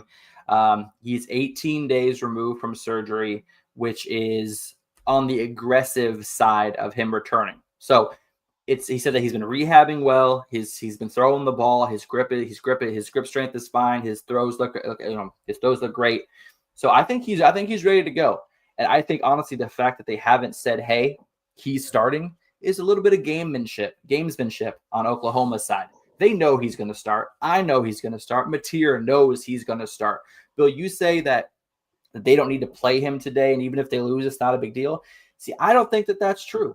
I think with the schedule they have down the line, every game from here on out is a must-win game if they want to continue to fight for an SEC championship opportunity and a national championship opportunity.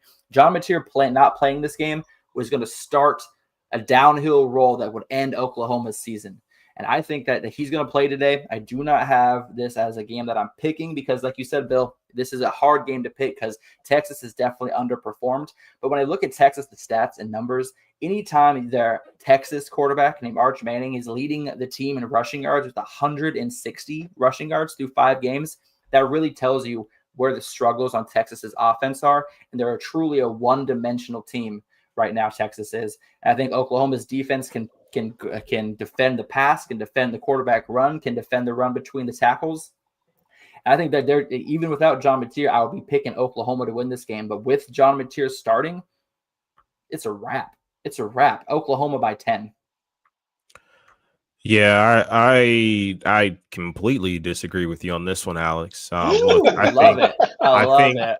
I think Oklahoma is, at this point, you have to say they're the better football team. I mean, they're number 6 in the country. They're undefeated. But this is a rivalry, and this is one of those games where it doesn't matter who looks better going into this game or who looks better at the start of the season. This is one of those games where no matter what is happening, either of these football teams can win. And I think for me, Texas, while they have looked bad, they're healthy. And I think that this is one of those games where no matter what, they're going to be up for it. It's one of those ones that you have circled every year. So I think if Texas is going to have a bad year, they're going to be down and they're not going to live up to expectations. This is one of those ones that you absolutely have to win. It's just, I'm not going to say it's Ohio State, Michigan, because it's not quite there, but it's one of those ones where it's like, hey, we were 8-4 this year, but we beat the hell out of Oklahoma.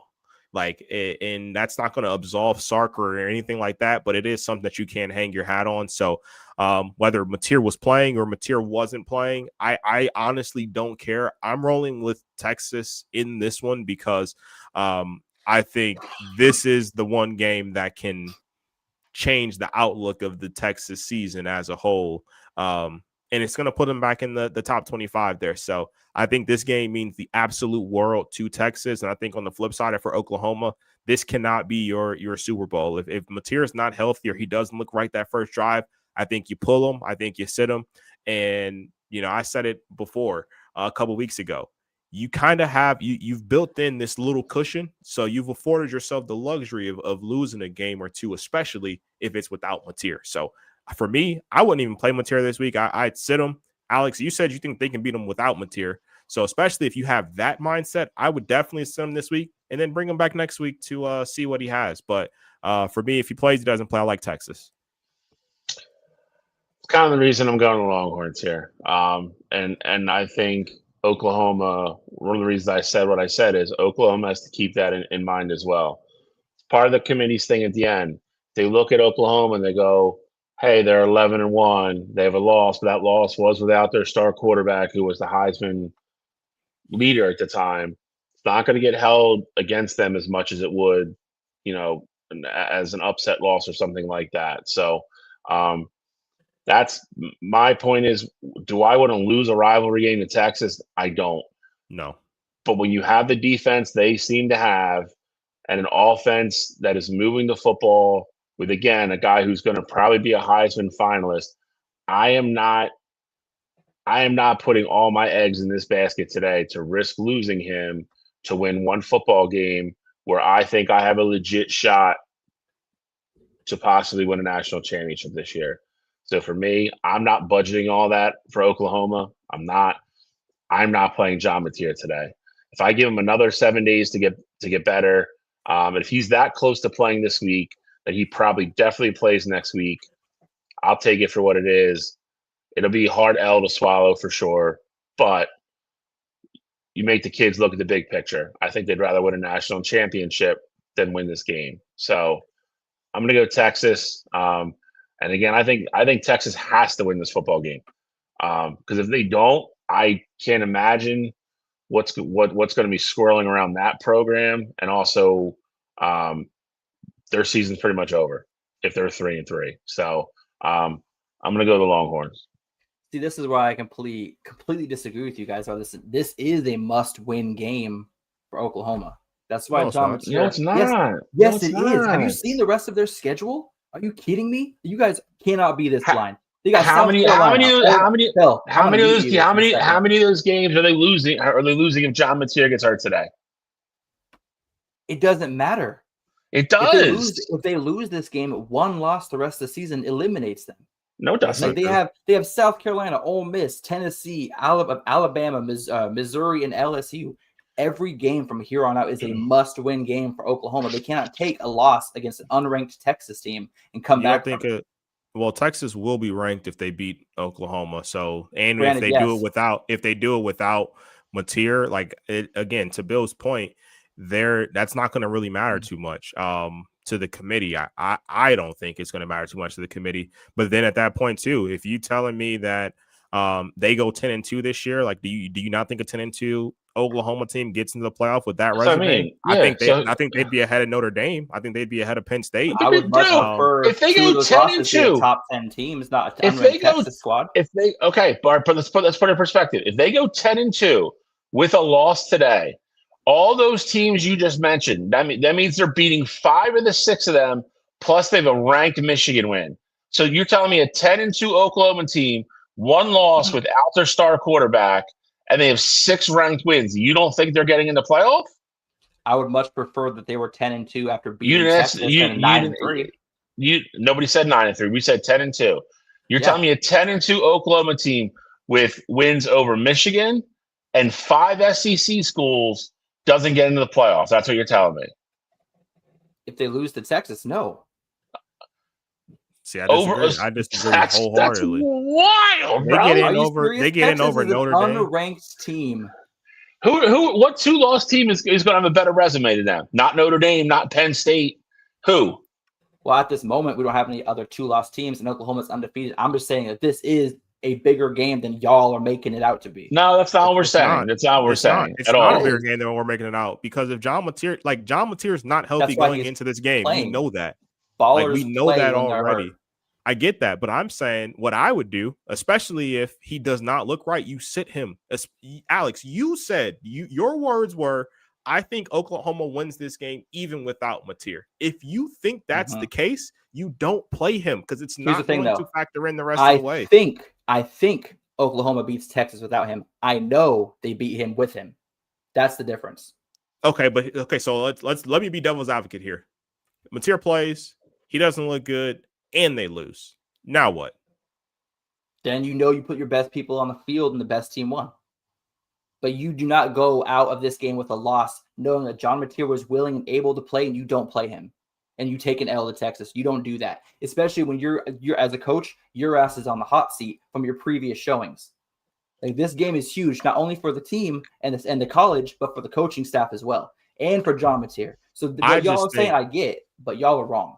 From my end here, I'm just saying I'd much rather have Mateer at 90% versus South Carolina versus Missouri and Bama and LSU and all those schools, and having a true opportunity to win those games than to play Mateer this week and still potentially lose at a 55%, at a 60%.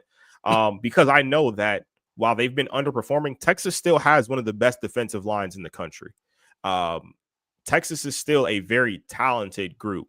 So I think even with Mateer playing, like, this is going to be a tough game. So regardless, I wouldn't play him this week. And I think that, again, I think they've built themselves a cushion where a loss to unranked Texas isn't what it's going to be meant out to be, because Texas will be ranked by the end of the season if they win this game or if they have more success there moving forward. So they're going to have 5 losses by the end. 5 losses by the end of the season. They're not going to be ranked at the end of the year. If Texas keeps playing like they're playing, they're going to lose today. They're going to lose to Georgia. They're going to lose to A&M. Texas will not be ranked at the end of the year with this Texas team, how they're playing. So this win or this loss would hurt them exponentially. Losing to an unranked Texas team at the end of the year, that's going to look terrible. It's not going to look terrible when they have 6 or 7 ranked wins against other top 25 teams. It's not going to matter. It is not going to matter. We'll see. It's a lot better than John Mateer playing for 3.5 quarters than winning this game and then him re-breaking his hand and then going into Ole Miss. You don't know that? The dude who did this guy's surgery is one of the, I forgot the guy's name. He had one of the NFL quarterbacks who did the surgery on return in 16 days, no problems. So he's already beyond that point. So if he's out of this surgery, he'll be fine. That's it's his throwing hand, which means all you got to do is roll him out to the right on runs so that he gets hit on his non-throwing side and have him make sure he slides. Adrian Peterson came back from a torn ACL in 9 months. That doesn't mean that everybody's recovery is going to be a 9-month turnaround and still being the best in the world there. So, but if he's not looking at least 90%, you're right, correct. But if he's not looking at least 90%, they wouldn't even be thinking about playing him. Just saying, they would be listing him as probable unless he was looking like he could handle it. Line moved another point towards Texas. I'm starting to think he's not going to play. It's 1.5 points right now. I just looked at it on ESPN right now. FanDuel, it's 2.5. Oh, FanDuel is schmanduel. All right, let's move. Continue. We spent way too much time on that Red River rivalry. Let's go down to the bottom right. We'll go down to Illinois and Champaign. Champaign. Number 1 Buckeyes come to town, minus 14.5, just rolling through people. Looking like they're the team to beat in the country right now. Hate to say it. It is now 15.5, by the way, just since we're updating. Bought ESPN. It's now Super Dog eligible. There you go. Illinois at home. I think a lot of people think this is kind of a trap game for Ohio State. I don't think it is. I don't think it's a trap game in that I think they're in any danger of losing. I could easily see Illinois covering this game. Illinois is a good football team. They're going to play better at home. That atmosphere. I mean, we've had dicey games in Champaign. It's a pretty rowdy crowd for not getting the credit they deserve sometimes. But Illinois got to tackle better. It's what killed them earlier in the year in their loss, and they've cleaned it up the last couple weeks. But if you don't tackle against this Ohio State team, it's going to be a long day real quick. And they're going to have to be able to throw the ball. I think Ohio State's front seven, especially defensively, is going to be able to control that running game. And if you do that and, you make Illinois one-dimensional, it could be a long day, which is why I think you see the spread of where it is. But I like Ohio State here. I would say if I was picking this game, though, I do think I would pick Illinois to cover. If I'm being 100% honest. I think with the atmosphere and them knowing kind of what's on the line for them to have 2 losses this early in the season would be devastating. So I think you get a really good game from Illinois today. I think Brett Bielema has a good game plan. I just don't think they're good enough to beat Ohio State. So I'm going to roll with the Buckeyes, but I think Illinois covers. Yeah, Katra, I'll let you go last just so you can kind of have your moment here. But I actually think this game is really intriguing. Obviously, it's kicking off here pretty soon. But my X factor for this game is Luke Altmaier. He has still yet to throw an interception this season. It could happen today. I could have just jinxed the hell out of him. If I did, my bad. But even when they were getting absolutely smoked by Indiana a couple weeks ago, he still was smart with the ball. He wasn't causing turnovers. And so when you have a senior quarterback like that, that's got good mind between the ears, and that could run the offense really well, anything is possible. I do think Ohio State's obviously going to go ahead and take care of business here on the road. I think that this obviously is their biggest matchup since that Texas game at the first to start the season. And I think that their defense is going to do its part in kind of shutting down Illinois' offense that can be really sporadic at times. But like I said, Luke Altmaier is going to keep them in this game in the first half. I think this game kind of the lead gets extended out in the second half, fourth quarter, where Ohio State kind of really runs away with it. But I think this is a really good game for the first three quarters. With Illinois kind of playing their best football, but ultimately the better team is going to kind of win out. So I do think Ohio State wins. The 15.5 points is intriguing. I think there's a chance Illinois does cover it, but I think that it's a late touchdown by Ohio State kind of clears that 15.5 points. Alex is trying to do some reverse psychology here because I don't know if there's ever been an Ohio State matchup where he said that one, that he's picked Ohio State, but two, he's talking about Ohio State potentially covering. So I think this is some reverse psychology that Alex is trying to use here. But I will say this here. I don't know. I was looking at FanDuel because I was like, I'm not touching that 14.5, 15.5 number. I'm good on that. But the one thing that did intrigue me about this game is that Illinois' over-under on points was at 17.5. And I'm like, that is extremely high in the sense of just seeing how Ohio State's defense has played so far throughout the year there. So I would say that means that people are expecting Illinois' offense to have some success here today. I think that Washington's offense was a perfect offense to already play because they have a high-powered offense. They have a quarterback that can do it with his legs and do it with his arm, and they have explosive playmakers. Denzel Boston's a great playmaker in his own right there. So I think that's a perfect kind of tune-up, and it was a road game too. So I think that's the perfect tune-up for a game against Illinois. And so for me, I think this could potentially be an ugly game. I could see it being very similar to that Washington game, 24-6, 27-3. Like I don't see it being a, fireworks kind of show there. I just think Ohio State's going to run an efficient offense. They don't ask Julian to do too much. And luckily for me, he's okay with that. He doesn't try and force things in there.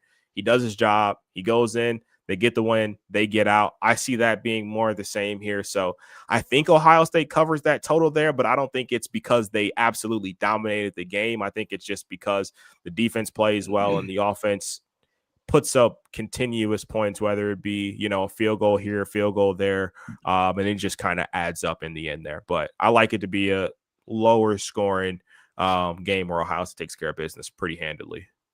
I like the comparison in the Washington game because I think it is probably on the lower side of scoring as well. And but like I said, I think Ohio State handles. I don't think they're ever in danger of losing. But I do think Illinois covers. Last game we have left to preview. Before I do that, I will give you a score update. Missouri took the opening kickoff, went right down the field and scored. They're up 7-0 in Alabama. Like I said, all my money, of my money. Fist bump, Alex. Fist bump. We picked Illinois. Sorry, Bill. I mean, it's 3 minutes into the game. Relax. Yeah, that's all it took. 3 minutes.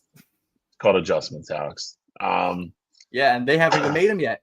Missouri hasn't even made them yet. Sorry, Bill. Continue. You're like a 12-year-old child. I'm insatiable. It's college football Saturday, Bill. I'm like a little kid on Christmas right now. All right. Last game of the week, going to Autzen Stadium, going to Eugene, Oregon.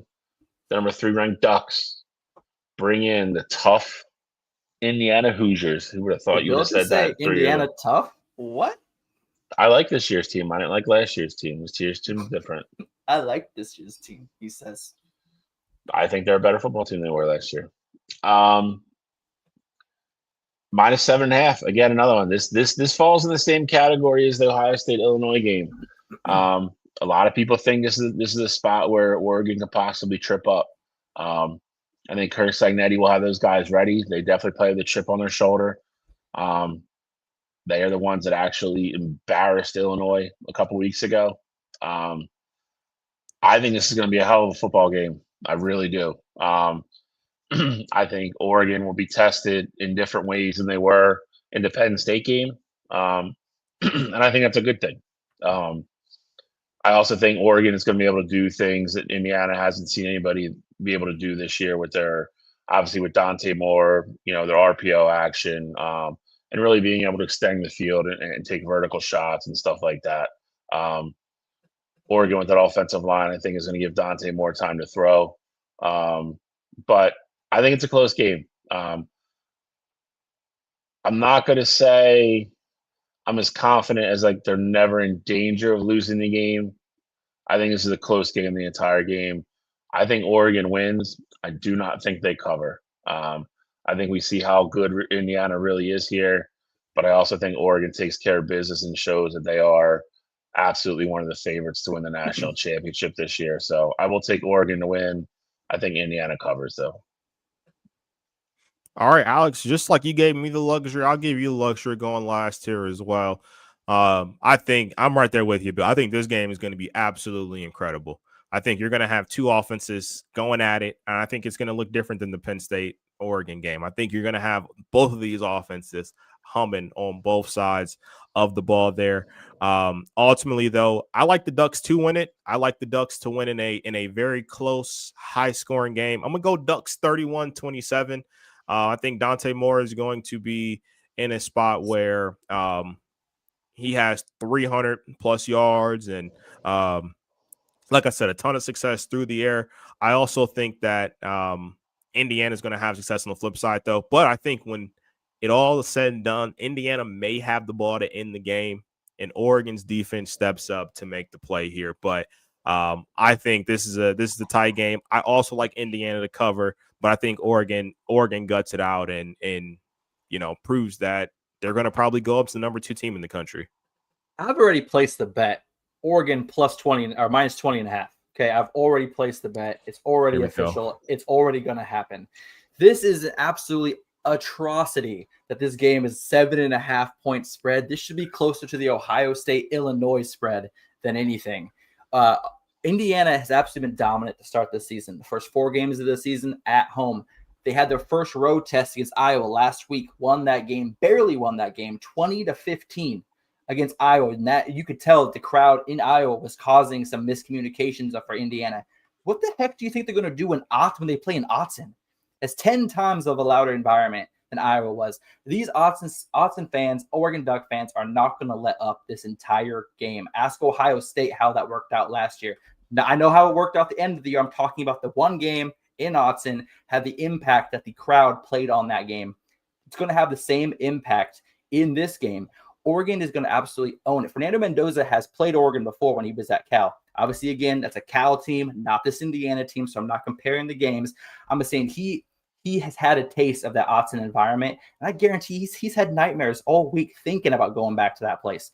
This is going to be a hostile environment. Dante Moore and the plethora of running backs are going to eat all day today. And like I said, if Lee Beebe Jr. wasn't injured for Indiana, I would say this game might be able to be close.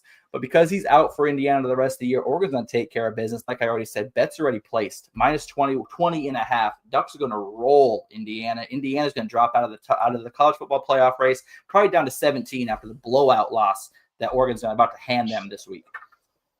I'm done. All right. Why do we get this every ranked versus ranked match? The crazy. I mean, it was very positive. It was very positive across the board for Oregon. It's never enough. It's never enough for Alex. And the thing is that even when Oregon does win those games, these games are always tight. Like literally every single time. It's like, I got Oregon 14. And it's Ohio State close. Penn State close. This is Indiana. Okay, we're about to treat Indiana like we did Michigan last year. Okay, this is not going to be. I'm saying anytime we preview Oregon, you say it's going to be a blowout, and then they end up winning by 3 or losing by 4. Or the closest this game will be is at kickoff. That's the closest this game will be. What were you about to say, Bill? Alex has that like little brother syndrome. It's like he's like my 2 big brothers, Bill Cottrell. They have a national championship. Like I want one so much, so they try so hard, and they try harder than they need to, and they They want to be accepted with the big guys so much. God, I wish we played Michigan and Ohio State this year. I wish. I wish we would have played you 2 years ago. We'd have beat the shit out of you. I wish we would have played you 2 years ago too. Then you wouldn't have won a national championship. Please, bro. I wish that Please. too. It's one of the top freaking college teams ever. Oh my god. Care of Michigan 2 years ago. Just like we took care of Ohio State last year. Just like you took care of Washington. Yeah. Well, won the national championship last year. Not Oregon. I don't know. I blacked it out. Yeah, I would too. I would have drank till I blacked out anyway, too. where are we going next? We're going to the mountain. When Ohio State hung 55 on me. Whatever. We're going to the mountain because there are games already kicked off. And I want to go watch these games. So let's take a look at the mountain here. I added the tombstone. Y'all are welcome. Thank you. Kansas State. That's all I wanted. Dead. Bob Barker kicking Happy Gilmore's butt. That's what Oregon's going to do to Indiana today. While Ohio State, Illinois, Penn State, and Michigan just watch in the background and have a good time. Okay, so that's what's going to happen. I've also brought back the campsite or base camp. Base camp is officially back with Alabama. Obviously, Alabama might need to be on the mountain, but I think after their tough matchup today, this matchup earns them back on the mountain. Same with you, Bill. You got to beat USC to get back on this mountain. Bro, that's fine for me. They're 4-1. They're 10th ranked team in the country. How is Alabama not on the mountain? Because they lost a 3-2 Florida State team, and they're going to lose today. So I don't think that they deserve to be on the mountain. But the team that they went in their stadium and beat is still on the mountain. Yep. I don't know if I could buy that one. You're about as consistent. You're about as consistent as the NCAA is with this sometimes. You make the mountain, then. That's fine. I'll make the mountain. Watch where your duck is if I make the mountain. Ducks can't fly this high. I'm going to about remove Michigan from base camp. Got it. Go ahead. After we lose to USC today, that's fine. But you see what? See that little banner in the top right? That's all that matters, brother. And until there's another one right next to it, the one before that. I'm going to check that one off too. Well, you can't blur it from existence. Erase history. Nope. Anyway, this is the mountain. We got our first tombstone, Kansas State, which is unfortunate for me. But yeah, Florida State, Louisville, Penn State, Texas, they are being airlifted out of here. Texas loses today. I think they might have earned a tombstone. With their schedule remaining, we gave Kansas State 4 losses, and it took that to finally get a tombstone. We're going to give Texas a tombstone after 3. Not a chance, Alex. Well, not a chance. Kansas State still had a chance in the Big 12. Well, Texas would only have 2 SEC losses at that point, so they'd still have a chance too. So no tombstone. Whatever. All right, Trell, it's all on you now, big dog. All right, let's get into pick 'em here. Getting us some update from Missouri. Missouri 7, Alabama 7. Proceed. Ohio State 3, Illinois 0. I did just see that. Well, I mean, the first game was the contentious one. I'm just saying, Alabama went right down the field, scored as well. Here he comes. Okay, no, it's not. It's 7-7.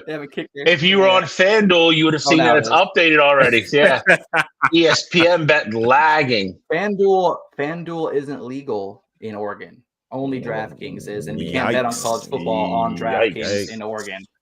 You have to go to the casino. So what'd you bet on this? Oh, okay. I was about to say, what'd you bet this minus 20.5? I have a bookie. I have a bookie. Okay, makes sense. So if Alex ever comes up, missing, we know what happened. Yeah, let's admit to illegal gambling on our podcast. That's great. With the flushes. Yes, that's great. No, it's cool. No, guys, we're just joking. Just like Tom here, we're just joking. We're just making jokes. All right, let's get into pick 'em. God damn it. I'll go first because one of my games is actually already over. I'm 1-0 already this week. Washington took care of business. My other pick, I'm taking Indiana plus 7.5 at Oregon. Again, I think Oregon wins the game, but I think Indiana covers. What was the third game? I just had it. Where did it go? Hold on. Dang. Oh, Tennessee -9.5 at home against Arkansas. I'm going to ride with Josh Heupel and the boys at home. Got a rocky top. That would be my third pick. And then my super dog, I believe I have the same one as Cottrell. Yeah, NC State +22.5 at Notre Dame. All I three of us think- have the same super dog. Yeah, so that's what I'm riding with, super dog. So I'm done. All right, so I'll go quick here. I like the over 54.5 UCLA at Michigan State. I think UCLA found something with their offense, and Michigan State, they don't necessarily have a great defense, and UCLA defense still stinks as well. So I think that's a high scoring, shootout there. Second game, I like Bowling Green +10.5 versus Toledo. That's a big time rivalry game. I think Eddie George has brought the fire back to that rivalry, and that game is in Bowling Green. So I think they're going to play them tough, and they may even, win that game outright there. And then the last game, I like Iowa State -3.5 at Colorado. Coach Prime he had surgery on the blood clots in his leg, missed a practice or two during the week. And ultimately, I think Iowa State's just a better football team. And I think after losing last week, they will have more of a sense of urgency this week. So I think they take care of business at Colorado. And then, like Bill said already, my super dog is NC State +22.5 at Notre Dame. All right, and I'll go quick as well since we're already over on time. We got games kicked off. I'm going to start with the easy, low-hanging fruit. Oregon -7.5 versus Indiana. That spread is way too low. Hammer that. Iowa State, I had it at 2.5 currently at Colorado. I think Iowa State bounces back nicely. Rocco Beck and company take care of business against Colorado. And then what I think is another low-hanging fruit is UNLV -6.5 at home versus Air Force. So keep an eye on UNLV. Fantastic season start off the year. Air Force not had the best season compared to recent starts to their campaigns. I think UNLV kind of runs away with this one. And then the super dog looks like all three of us are picking the same super dog, and that's North Carolina State +22.5 at Notre Dame. So looks like no one will be gaining ground on super dog today, because if one of us wins, we all win. That's a good sign. But yeah, so Oregon, Iowa State, UNLV, all to cover, and then NC State covering the spread as well. And that's Sweet. it. All right, boys. Well, it was a hell of a show. I must be honest. It was a great show. Lots of information, a lot of fun. We knew we had a lot to go over this week.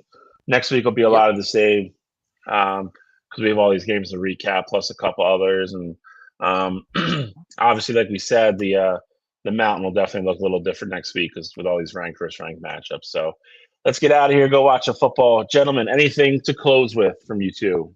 Go Bucks, baby. That's it. All righty. Good luck to everybody. And we'll see everybody next Saturday. I think, and Cottrell said go Ducks, not go Bucks, just so everyone knows. You're never going to hear that. But anyway, Yeah. So that is it. Thanks for tuning in. Thanks for sticking with us. Like, share, comment, do all that good stuff. Help us get out there. And we'll see everybody next week.